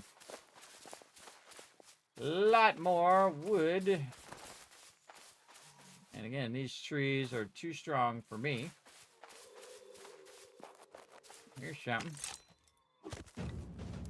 Now, the funny thing is, everybody, whenever you're looking for something, it's usually difficult to find, right? Like when I was looking for stone, for some reason, I couldn't find any stone. It was like all over the place. But I couldn't find it. And then when you're not looking for it, you'll see I'll find 10,000 tons of it, everybody. That's the law of gaming. Kismet's law of gaming basically is that kind of gist of it. Where, again, easy to find if you're not looking. Oh, not strong enough. For that one.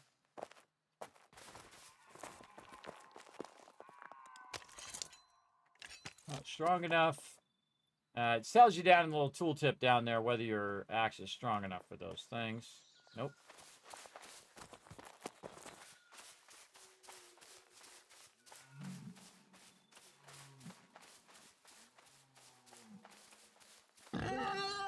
Whoa! Nope, nope.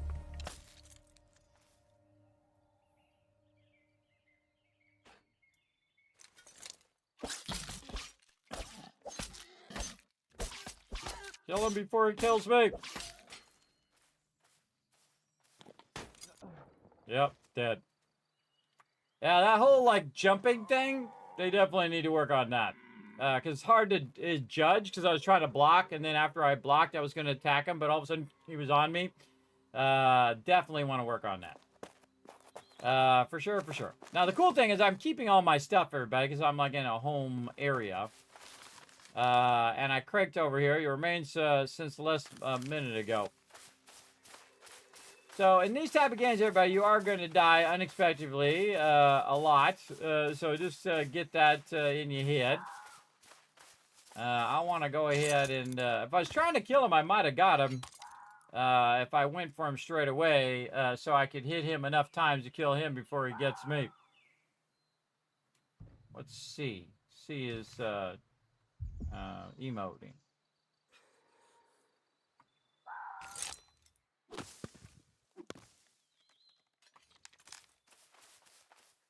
And while we're here, just trying to... My death was trying to help me find more wood.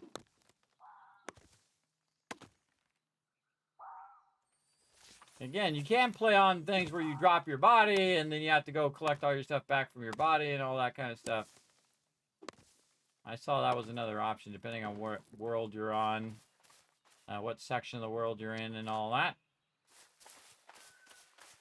So, again, man, time flying by, sure is. That's how you know. That's how you know you're having fun, everybody. Dead giveaway. Yeah, I kept pressing the wrong button. I keep pressing 1 because normally I would set my weapon to 1.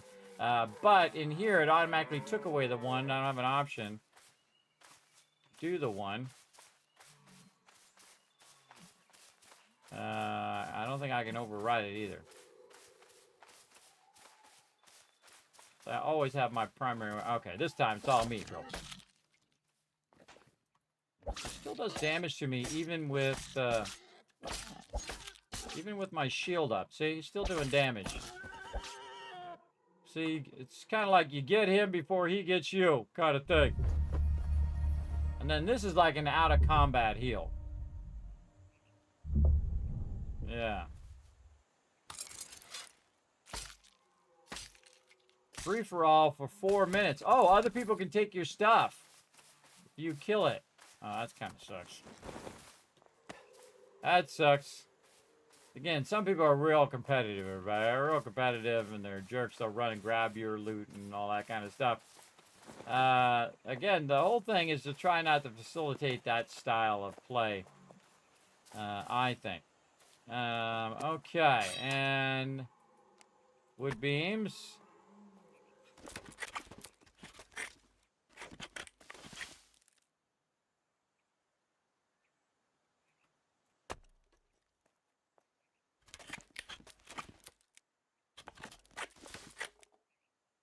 Okay, now building.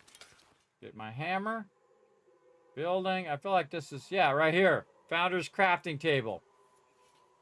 So yeah, if I had 2 more planks. Well, let's try it. Let's try it.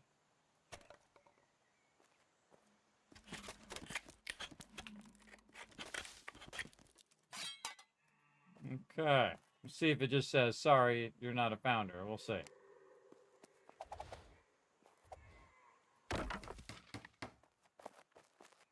Alright, craft item. No, I can't put it down. I just don't have any recipes unlocked. Okay. Alright, I'm digging it. Alright, so far pretty good. Pretty cool survival MMO. We made ourselves a little bit of a house. Did we unlock our angled roof? Construction. This roof. Let's see.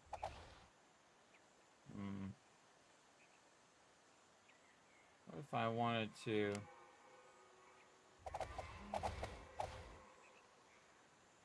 What's that noise?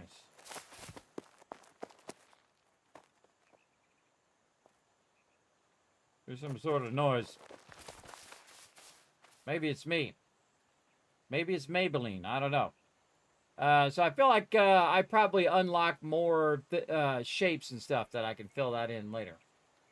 We got stools. We got a simple chest. We got a founder's pack with a beautiful engraved griffin chest. So very cool.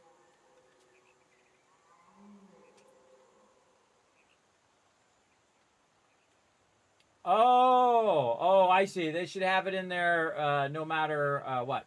When you're starting Outer Worlds, I'm super excited to see you play that. I've been hoping you play it. It's amazing. I hear it's amazing. I've actually had the ability to play it for days. I got a code early, and because of my IRL, I haven't been able to play it. So tonight's going to be the night. So we're just going to play this, I don't know, probably another 5-10 minutes here. Again, these are learn to plays, everybody. We're just we get the gist of the game. We play for about an hour or so to see if it's maybe your next favorite game. And just kind of give you the gist of the overall game. So there we go. Okay, back to building. We want to build, since apparently we're not going to have our stuff there. We want this one. We want our basic crafter table. And we probably want to put it on this side so we're not blocking the door. And then in here, okay, yeah. And then you can build stools and chests. Probably the chest would be the first thing I would build. And that's more planks because you want to hold all your loot. So let's go ahead and craft some more planks.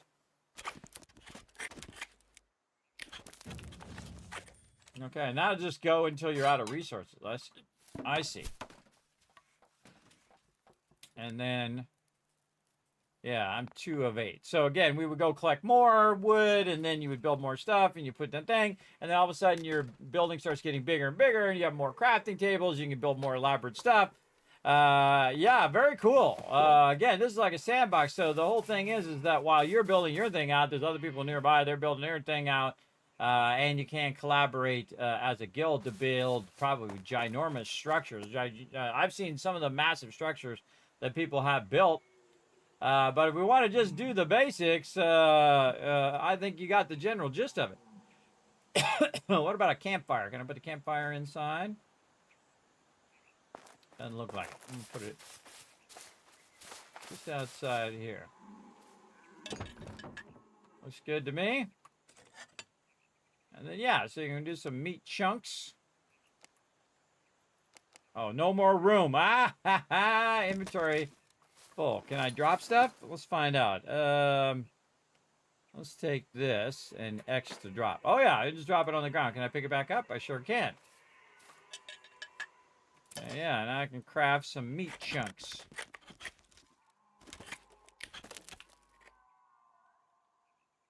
Okay, and then of course you see that my cooking progresses as well. What else can we build? Overall, digging it. We've got a furnace. We did the wood chopping already. We got kiln. Oh, and a beehive. That's interesting. And then log workbench. Yeah, and again, as you do those things, then more stuff will unlock as you go. And then you have more pieces and more items and more benches, and you get the general gist of it there, everybody. I think you got the general gist of it. Very, very fun, I think, as a survival game, especially a sandbox survival MMO. And again, if you're looking to play solo or play with other players, definitely check it out. It's called Pax Dei. I think that's it. I think that's good enough. I gave you the general idea. And now, how do we get out? That's the problem that it doesn't always tell you how to exit the game.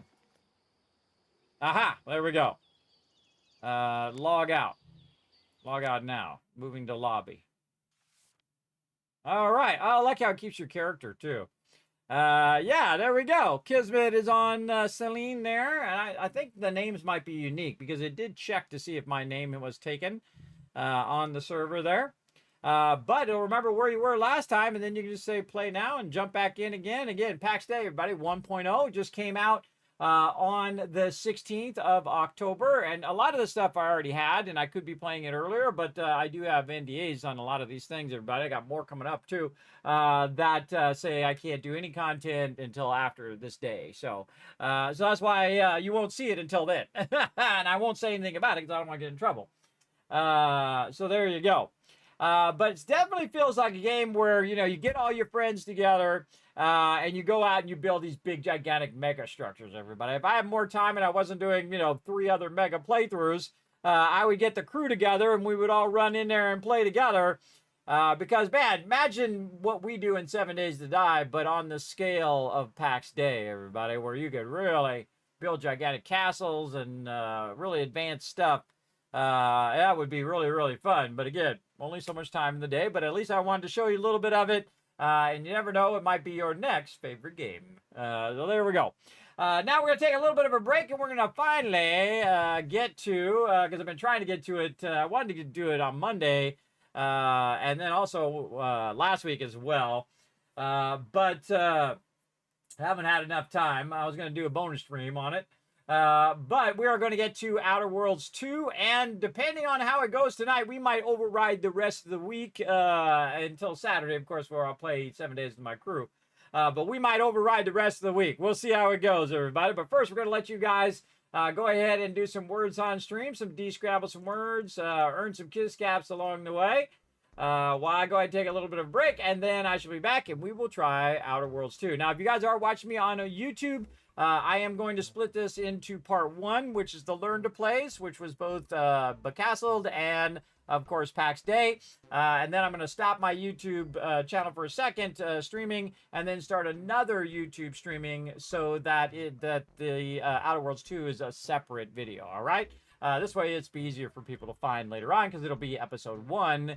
And if I do another episode 2, 3, 4, 5, 6, 7, 57, because I really enjoyed the original Outer Worlds, everybody. So definitely want to get into it and have a good time. All right. So we'll get into that when we come back. So again, de-scrabble the words, and I'll be back in just a bit.